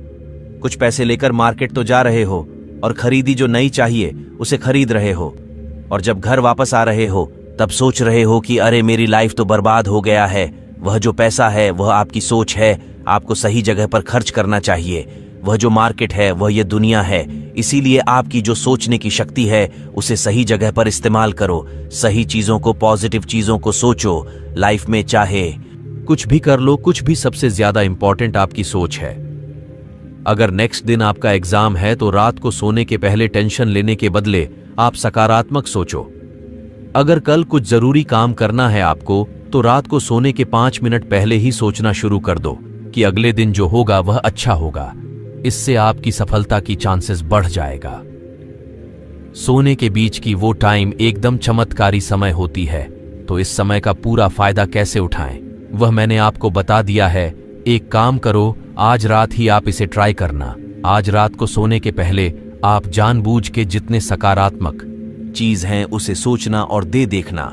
95% चांसेस है यह आपका अगला दिन अच्छा जाएगा। सीख कैसा लगा नीचे कमेंट जरूर करना। अच्छा लगा तो इस वीडियो को लाइक और शेयर भी कर देना। बढ़ते हैं अगले सीख की तरफ। इस वीडियो को शुरू से लेकर एकदम लास्ट तक देखना, क्योंकि आपको जो ज्ञान, जो इंफॉर्मेशन इस वीडियो में मिलने वाली है उसकी कोई कीमत नहीं है और कोई दूसरा आपको कभी बताया भी नहीं। आप अपने दिमाग को बिजली की तरह तेज कर सकते हो। ये पूरी तरह से संभव है। ये कोई सच या कोई फिक्शन नहीं है, ये एक फैक्ट है, क्योंकि हमारा दिमाग एक मोबाइल या कंप्यूटर की तरह है। जिस तरह आपके मोबाइल फोन में प्रोसेसर की स्पीड होती है गीगाहर्ट्ज में और रैम की साइज होती है जीब में, बिल्कुल उसी तरह आपके दिमाग की भी कुछ शक्तियां होती हैं, और वही यह तय करता है कि आपका दिमाग कितना फास्ट काम कर रहा है। बिल्कुल उसी तरह जिस तरह एक मोबाइल फोन की रैम और प्रोसेसर यह तय करती है कि वह फोन कितना फास्ट काम करेगा। आप अपने दिमाग के भी रैम और प्रोसेसर को बूस्ट कर सकते हो, पर इसके बहुत सारे टेक्निक होते हैं, यानी तरीके होते हैं। ऐसे तो बहुत सारे मुश्किल तरीके हैं, पर ऐसे कई आसान तरीके भी हैं जिससे आप अपने दिमाग को शार्प यानी बहुत तेज बना सकते हो। सुबह उठने के बाद आप 5 मिनट की एक तकनीक को फॉलो करो। आप इस पोज में बैठ जाओ। उसके बाद आप सिर्फ 4 बार जोर जोर से सांस लो। उसके बाद आपको अपने नाक के दोनों साइड से नहीं, एक साइड से सांस लेना है। आप अपने राइट यानी दाएं हाथ के किसी भी अंगुली यानी फिंगर से अपने राइट यानी दाएं नाक को बंद कर दो। दाएं हाथ से नाक की दाईं साइड को बंद कर दो, और बंद करने के बाद आप अपने लेफ्ट यानी बाएं नाक से सांस लो और छोड़ो, और फिर बिल्कुल ऐसे ही इसके उल्टे अपने लेफ्ट यानी बाएं हाथ से बाएं नाक को बंद कर दो और अपनी राइट यानी दाएं नाक से सांस 15 बार, राइट से यानी दाएं से और 15 बार लेते रहो।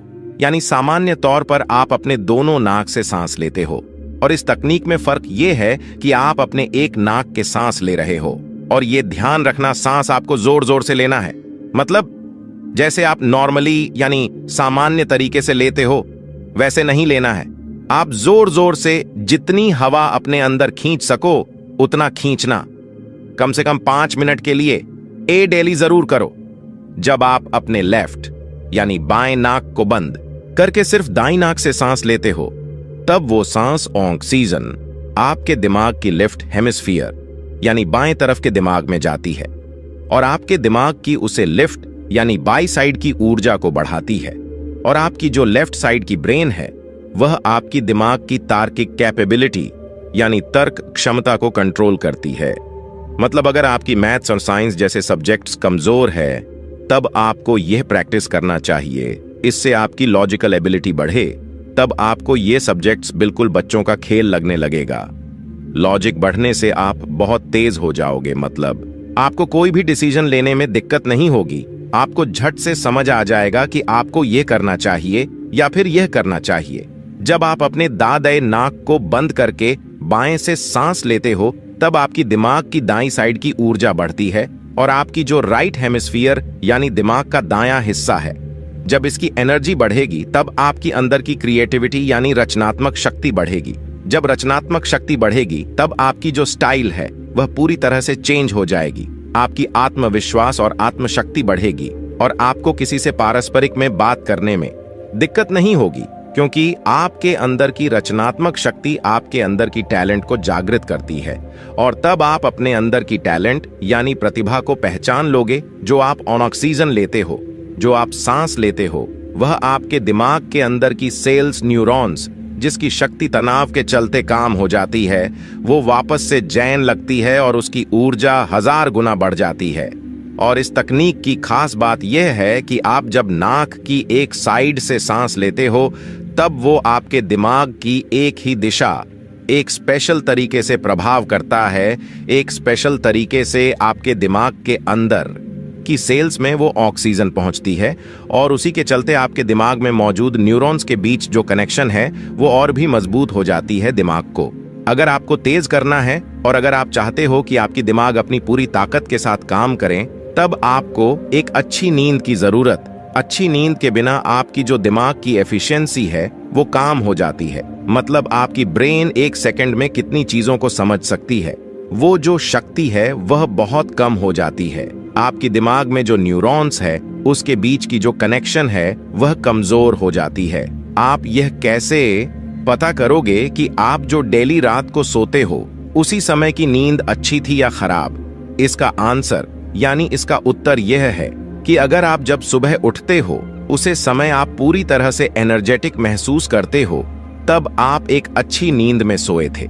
और मैं यह सुरेली कहता हूं कि आप लोगों में से कुछ ही लोग सुबह सुबह ऐसा महसूस करते हो, जहां तक लोग तो सुबह उठने के बाद भी थका हुआ महसूस करते हैं। नींद हमारी जिंदगी की सबसे जरूरी चीजों में से एक है और आपकी दिमाग पूरे दिन किस ऊर्जा के साथ काम करती है वह आपकी नींद पर बहुत ज्यादा डिपेंड करती है। अब यह तो कहते हो कि आपको मानसिक स्तर पर थकान महसूस हो रही है, पर आपको यह भी जान लेना चाहिए कि अगर आपकी दिमाग रात के वक्त ठीक से रिपेयर नहीं होगी, मतलब अच्छी नींद नहीं मिलेगी, तो आपका दिमाग पूरी फुल पावर में कैसे काम कर सकता है। जब आप रात में सो रहे होते हो तब आपके दिमाग की हीलिंग प्रोसेस चल रही होती है। मतलब दिन भर के काम करने के बाद अब जो थक जाते हो वह रिचार्ज होती है, बिल्कुल एक बैटरी की तरह। जब आप सोने जाते हो तब आपको सिर्फ 3 से 5 मिनट के अंदर नींद आ जाएगी। अगर आप अपने शरीर पर फोकस करोगे, तब मतलब जब आप सोने जाते हो तब आपके दिमाग में बहुत सारी थॉट्स यानी विचार चलती रहती है। तब आप उन थॉट्स यानी विचारों पर से फोकस हटा के अपने शरीर पर फोकस करो। मतलब ट्रिक बिल्कुल सिंपल है। आप जो सोचते हो वह आपकी ऊर्जा खींच लेती है, तो आपको इस अटेंशन को अपने शरीर पर लगाना होगा। अपने शरीर के अलग अलग हिस्से को महसूस करते रहो। फॉलो करो, अपने हाथों को फॉलो करो, अपने पैरों को। और अगर वापस दिमाग थॉट्स की तरफ भागने लगी, तब उसी टाइम अपने ज्ञान को वापस अपने शरीर पर लगा दो। इससे आपकी शरीर पूरी तरह से रिलैक्स हो जाएगी और आपकी दिमाग आपके शरीर से कनेक्ट है यानी जुड़ी हुई है। इसलिए जब आप शरीर को रिलैक्स करोगे तब आपकी दिमाग भी रिलैक्स हो जाएगी और आप जल्दी सो जाओगे। आपको सोने जाने के 15 से 20 मिनट बाद नींद आती थी। अब बस 5 से 10 मिनट बाद नींद आ जाए, और अगर आप इस फॉक्स वाली ट्रिक से सो गए, तब आपकी नींद काफी गहरी होगी, क्योंकि आप अपनी ऊर्जा बिना मतलब वाली थॉट्स पर खर्च नहीं कर रहे हो।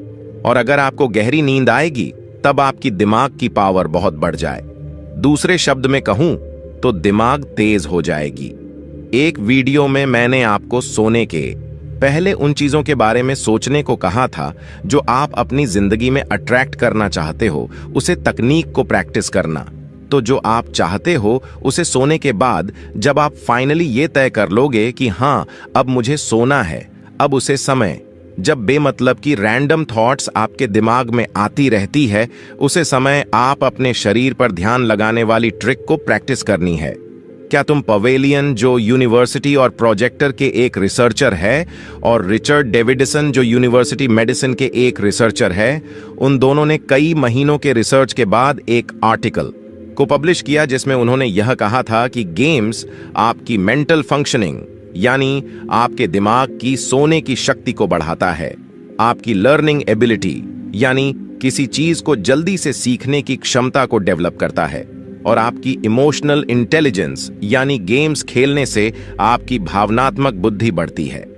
आपने यह नोटिस जरूर किया होगा कि जब आप गेम्स खेलते हो तब आप एकदम फोकस हो जाते हो, मतलब आपकी दिमाग की कंसंट्रेशन वाली परत उसे समय स्टिम्युलेट होती है, यानी उसमें गतिविधि होने लगती है, और उसी के चलते आपकी बाकी चीजों में भी कंसंट्रेशन यानी एकाग्रता बढ़ती है।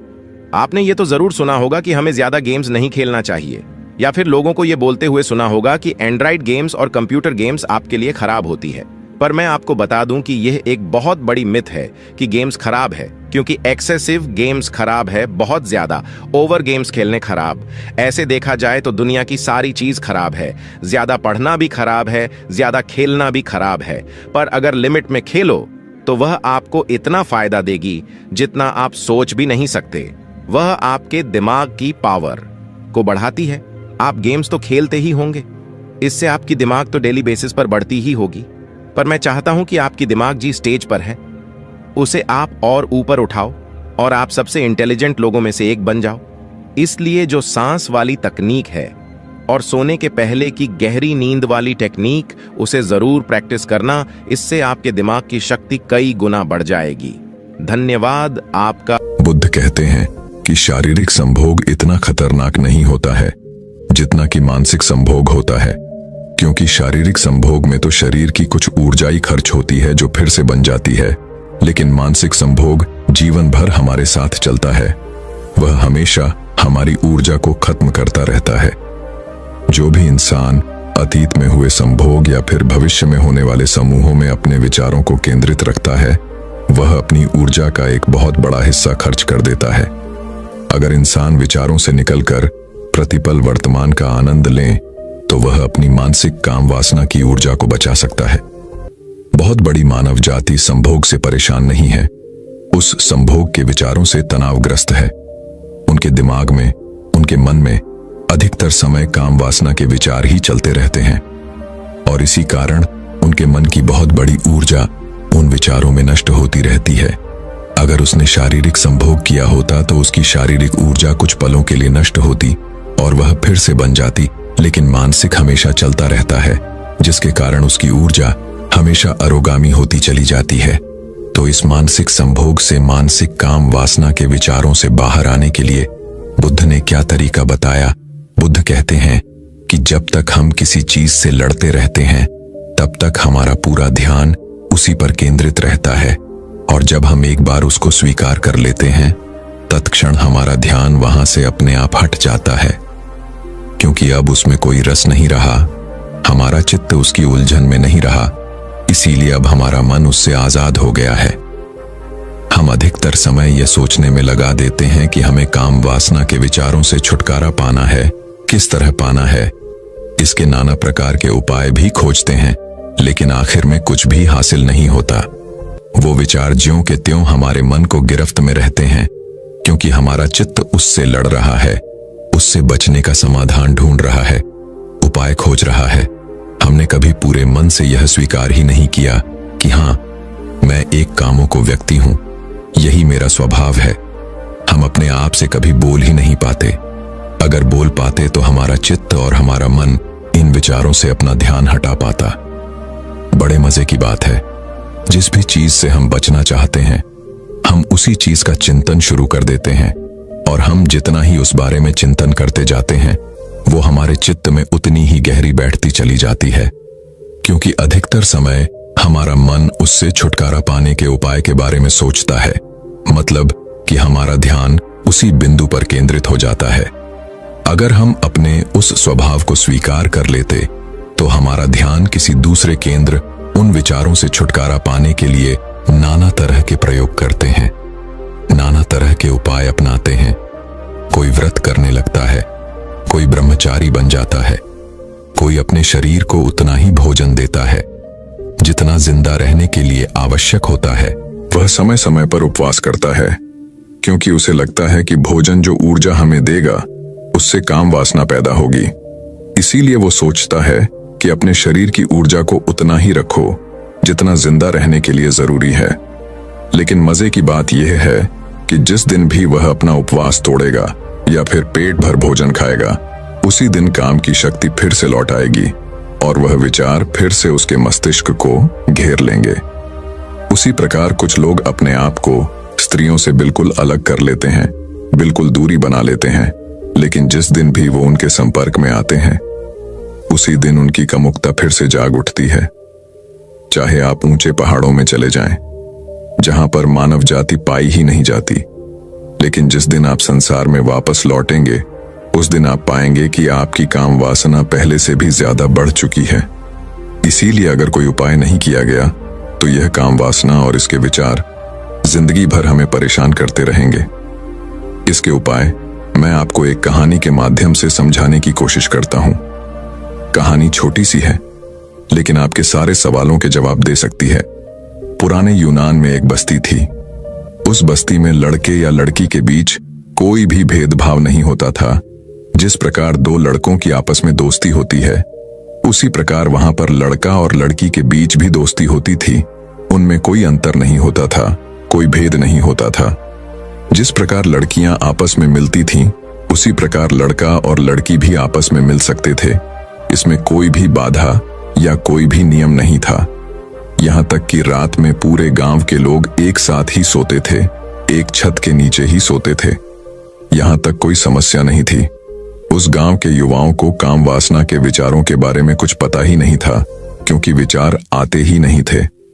लेकिन कुछ समय बाद कुछ ईसाई पादरी वहां पर पहुंच गए, और जब उन्होंने यह माहौल देखा तो उन्होंने लोगों को समझाना शुरू कर दिया, उनको उपदेश देने शुरू कर दिए।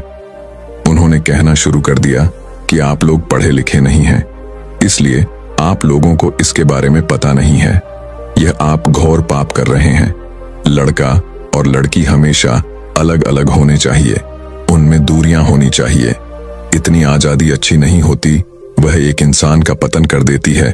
और इसीलिए वहां पर कुछ नए नियम बनाए गए, और उन नए नियमों के अनुसार अब लड़का और लड़की दो लड़कों की तरह दोस्त नहीं हो सकते थे, दो लड़कों की तरह आपस में बात भी नहीं कर सकते थे, और अब पूरा गांव एक ही छत के नीचे नहीं सो सकता था।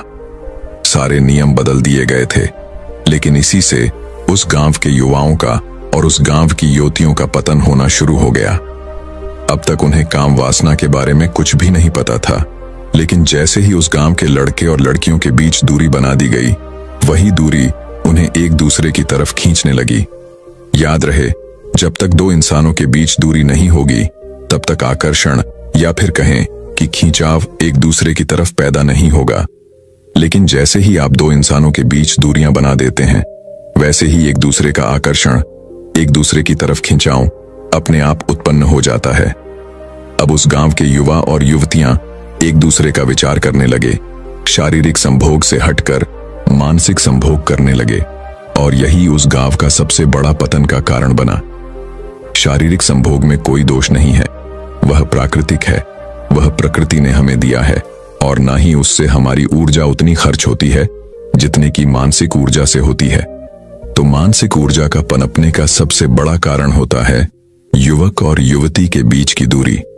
जब भी आप किसी युवती से बात नहीं कर पाते हैं, या फिर कोई युवती किसी युवक से बात नहीं कर पाती है, एक दूसरे से घुल मिल नहीं पाते हैं, तब उनके मानसिक विचार एक दूसरे पर केंद्रित हो जाते हैं। वह बात नहीं कर रहे, लेकिन उनके भीतर उनके मन में एक दूसरे से सम्मान चल रहे होते हैं। इसीलिए अगर कोई भी युवक मानसिक काम वासना से ग्रस्त है, उसके विचार हमेशा दूसरी युवतियों के बारे में सोचते रहते हैं, तो उसे ख्याल करना चाहिए। उसे अपना कदम बढ़ाकर उन युवती से बात करने की कोशिश करनी चाहिए, और जैसे जैसे वो उनसे बात करने लगेगा, वैसे वैसे वो पाएगा कि जो विचार, जो काम वासना उसके दिमाग में भरी हुई थी, वह काम वासना अब धीरे धीरे खत्म हो रही है। और एक समय पर वह पाएगा कि जिस स्त्री के विचारों में वह हमेशा गिरा रहता था, उसके कामों के विचार पनपते रहते थे, अब उसी स्त्री से संभोग करने का ख्याल उसके मन से पूरी तरह से विलीन हो चुका है। तो सबसे पहले तो अपनी काम वासना से लड़ो मत, उसे स्वीकार करो, उसे अपनाओ, उसे मानो कि हां, तुम हो, तुम वही हो, तुम कामों हो, तुम्हारे विचार काम वासना से घिरे रहते हैं और उससे तुम्हें लड़ने की जरूरत नहीं है, बस उसे स्वीकारने की जरूरत है। और जब तुम यह स्वीकार कर लेते हो, तो स्वाभाविक रूप से तुम्हारे ध्यान के मुख्य केंद्र बदलने लगते हैं, और उसके बाद जब तुम अपनी काम वासना के विचारों से बचना बंद कर देते हो, उसे स्वीकार कर लेते हो, उसके बाद स्त्री के पास उससे बात करने से हिचकना नहीं है, उसे स्वाभाविक तरीके से बात करनी है, जिस तरह से दो लोग आपस में बातें करते हैं। मनुष्य का मन तो इतना चंचल है, इतना अनियंत्रित है कि वो अगर किसी जानवर को भी संभोग करते हुए देख लेता है, तो भी काम वासना के विचारों से भर जाता है। इतना चंचल और इतना कामुक मन सिर्फ इसी कारण से पैदा होता है क्योंकि आप अपनी काम वासना को स्वीकार नहीं कर पा रहे हैं, उससे बचना चाहते हैं, उसको खत्म करना चाहते हैं। आपने कभी ध्यान दिया कि जिस भी चीज को स्वीकार कर लेते हैं, उस पर से हमारा ध्यान अपने आप हट जाता है।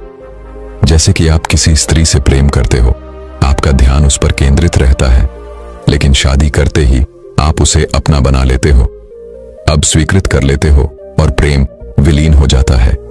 उसी प्रकार अगर आप सड़क पर कोई गाड़ी देखते हो तो आपका ध्यान उस पर बार बार जाता है, लेकिन जब आप गाड़ी खरीद लेते हो, जब उसे अपना बना लेते हो, तब आपका ध्यान उस पर कभी जाता ही नहीं, क्योंकि वह चेंज स्वीकृत हो गई, आपके मन ने उसे स्वीकार कर लिया। अपने बुरे से बुरे हिस्से को भी स्वीकार करना सीखो। जिस भी आदत को तुम बदलना चाहते हो, उस आदत से लड़ने की बजाय उसे स्वीकार करना सीखो, और जब तुम स्वीकार कर लेते हो तो अपने आप ध्यान वहां से हट जाता है। लोग पूछते हैं कि आज के समय में इतनी कामुकता हमारे आसपास भरी हुई है।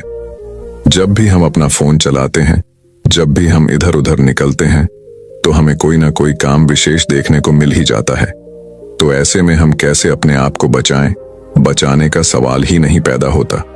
जो यह सवाल कर रहे हैं, वह अपनी कामुकता को बढ़ावा दे रहे हैं। आप दृश्य देखते हैं और देखकर आगे निकल जाते हैं। आपको क्या प्रयोजन उससे बचने का? आपने उसके लिए तो रास्ता नहीं पकड़ा था, उसे देखने के लिए तो आप उस रास्ते पर आगे नहीं बढ़े थे। वह तो रास्ते में खुद ब खुद आ गई, और खुद ब खुद आई है तो खुद ब खुद चली भी जाएगी। लेकिन अगर आप उससे बचना शुरू कर देते हैं, तो अपने दिमाग में, अपने मन में उस चीज को पूरी तरह से जगह दे देते हैं, और जब वह चीज जगह पाई जाती है, तो धीरे धीरे अपना साम्राज्य आपके मन पर बना लेती है। जब तक आपका मन काम वासना या संभोग से ऊपर के आनंद को नहीं जानेगा, जब तक उसका स्वाद नहीं चखेगा, तब तक उसे काम वासना या संभोग से बद कोई चीज नजर नहीं आएगी। लेकिन जिस दिन आप उस परमानंद का स्वाद चख लेते हैं, उसी दिन से आपको पता चल गया कि आपको जीवन में क्या हासिल करना है, क्योंकि परमानंद से बढ़कर आनंद किसी चीज में नहीं होता। इसीलिए ध्यान के द्वारा एक बार उस परमानंद को छक कर जरूर देखें, और एक बार अगर आपने उस परमानंद को छक लिया, तो फिर आपका ध्यान अपने आप उस परमानंद को पाने के लिए केंद्रित हो जाएगा। उसके बाद आपको अपने विचारों से लड़ना नहीं होगा, क्योंकि आप समझ चुके हैं कि काम वासना या सब भोग से भी बड़ा इस दुनिया में दूसरा कोई आनंद होता है। तो दोस्तों, चलिए अब काम वासना के ऊपर अगली रोचक कहानी की शुरुआत कुछ इस प्रकार होती है। बुद्ध से धमकी की दीक्षा लेने के बाद श्री मां, जो कि उस समय के मगध साम्राज्य की राजधानी राजगृह की नगरभूति, उसने अपना घनिष्ठा का काम छोड़कर बुद्ध की उपासिका बनने का निश्चय किया। श्री मां राजगृह की सबसे सुंदर और अमीर स्त्री थी, लेकिन अब उसने अपना सारा समय बौद्ध संघ की देखरेख, भिक्षुओं की आज्ञा पालन और दूसरे अच्छे कामों में लगाना शुरू कर दिया। उसने संघ से हर दिन 8 नए भिक्षुओं को अपने घर बुलाकर भोजन कराने का नियम बना रखा था। उसने 8 निमंत्रण पत्र बनवा के थी, जिन्हें भोजन करने के बाद पुराने भिक्षु संघ पहुंचते ही नए भिक्षुओं को दे दिया करते थे। इस तरीके से हर दिन 8 नए भिक्षु उसके यहाँ भोजन करने आते। सीमा भोजन करने आए भिक्षुओं को अपने हाथों से भोजन परोसती और उन्हें उचित आदर सम्मान देती। भोजन सबके लिए पर्याप्त और बहुत ही स्वादिष्ट होता था। एक दिन की बात है, 8 में से एक भिक्षु, जो कि उस दिन सिरिमा के घर से भोजन ग्रहण करके लौटे थे, आश्रम में आने के बाद से बड़ा ही उतावला और प्रसन्न प्रतीत हो रहा था। तो आश्रम के कुछ अन्य भिक्षुओं ने उस भिक्षु से सीमा के घर के भोजन के बारे में पूछा। उसने भिक्षुओं से कहा, भोजन सबके लिए पर्याप्त मात्रा में था और भोजन का स्वाद ऐसा था कि जिसकी तुलना ही ना की जा सकती है। इससे स्वादिष्ट भोजन मैंने आज से पहले कभी नहीं खाया था। लेकिन वहां की सबसे महत्वपूर्ण और न भूलने वाली चीज थी उस घर के मालकिन की सुंदरता। सीमा एक अद्भुत सुंदरी है, उसकी सुंदरता की कोई तुलना ही नहीं है। वह एक बहुत ही आकर्षक और 100 में एक स्त्री है जो किसी का भी मन मोह ले। ये सारी बातें वहीं खड़ा एक जवान भिक्षु भी सुन रहा था। उस जवान भिक्षु के अंदर सिरिमा के प्रति आसक्ति पैदा होने लगी। उसने सोचा, जब वह इस भिक्षु की बातों में इतनी सुंदर लग रही है तो वह असल में कितनी सुंदर होगी। उसके मन में सीमा की सुंदरता की अलग अलग तस्वीरें भरने लगी। वह उस स्त्री के प्रेम में पड़ चुका था जिससे वह अभी तक मिला भी नहीं था। उसने पता लगाना शुरू कर दिया कि सीमा के घर भोजन के लिए कैसे जाया जा सकता है।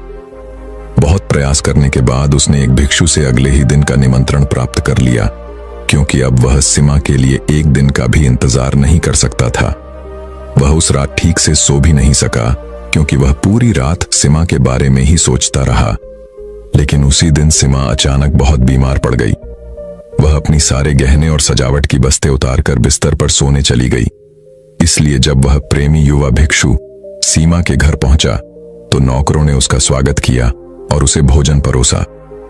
यह देखकर उस युवा भिक्षु को बहुत क्रोध आया और वह अंदर ही अंदर बहुत दुखी हुआ। जब सीमा को पता चला कि भिक्षु भोजन के लिए बैठ गए हैं तो उसने उनके प्रति अपना सम्मान जताना चाहा। उसने अपने नौकरों से कहा, भोजन कक्ष तक पहुंचने में मेरी मदद करो। नौकरों की मदद से दर्द में कराहती सीमा धीरे धीरे चलते हुए भोजन कक्ष में पहुंच गई। वह पसीने से लथपथ थी और उसका पूरा शरीर बुखार से कांप रहा था। वह हाथ जोड़कर घुटनों के बल भिक्षु के सामने जाकर बैठ गई। उसे देखकर उस युवा भिक्षु ने मन ही मन कहा, इतनी बीमार होने के बाद भी यह कितनी सुंदर और आकर्षक है।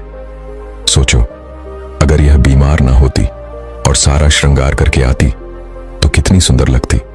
अपनी वासना के बसीभूत होकर उस बौद्ध भिक्षु ने बिना एक और खाए अपनी भिक्षा पात्र को बंद कर दिया।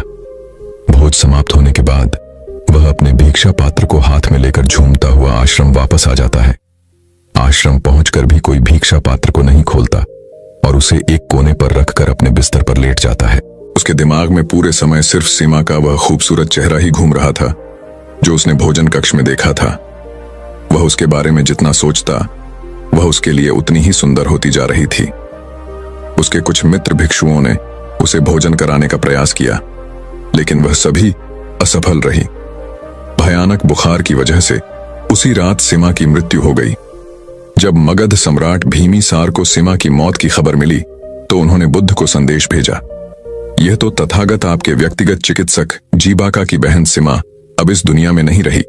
बुद्ध ने सम्राट भीमीसार को वापस संदेश भेजा, मृत शरीर को जलाया ना जाए बल्कि उसे एक बड़े से मैदान में संभाल कर रखा जाए। चीन, कौवे और दूसरे जानवर शरीर को नुकसान न पहुंचा पाए, इसके लिए कुछ पहरेदार मृत शरीर के आसपास तैनात कर दिए जाएं। 3 दिनों में मृत शरीर सड़ चुका था। शरीर के फूलों की वजह से चमड़ी फट गई थी और उसमें से कीड़े निकलने लगे थे। आसपास का सारा वातावरण दुर्गंधमय हो गया था। बुद्ध के कहे अनुसार सम्राट भीमीसार ने पूरे नगर में यह घोषणा करवा दी कि कल सुबह राज्य ग्रह के सभी युवा पुरुषों को सीमा के शरीर का अंतिम दर्शन करने राज्य मैदान पर पहुंचना है, और जो भी व्यक्ति इस आदेश का पालन नहीं करेगा उस पर 8 सोने के सिक्कों का जुर्माना लगाया जाएगा।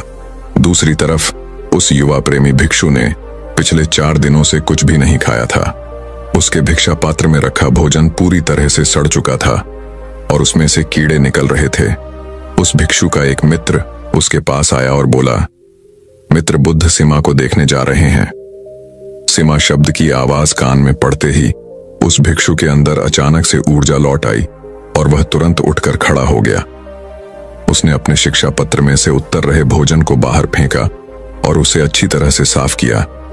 जब वह भिक्षा पात्र से भोजन को फेंक रहा था तब उस भोजन से निकल रहे किरणों की तस्वीर उसके मन की गहराइयों में बैठ गई।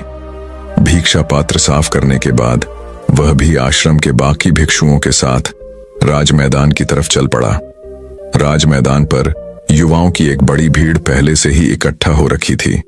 बुद्ध अपने भिक्षुओं के साथ एक ओर बैठ गए, दूसरी ओर सारे भिक्षुणी बैठ गए।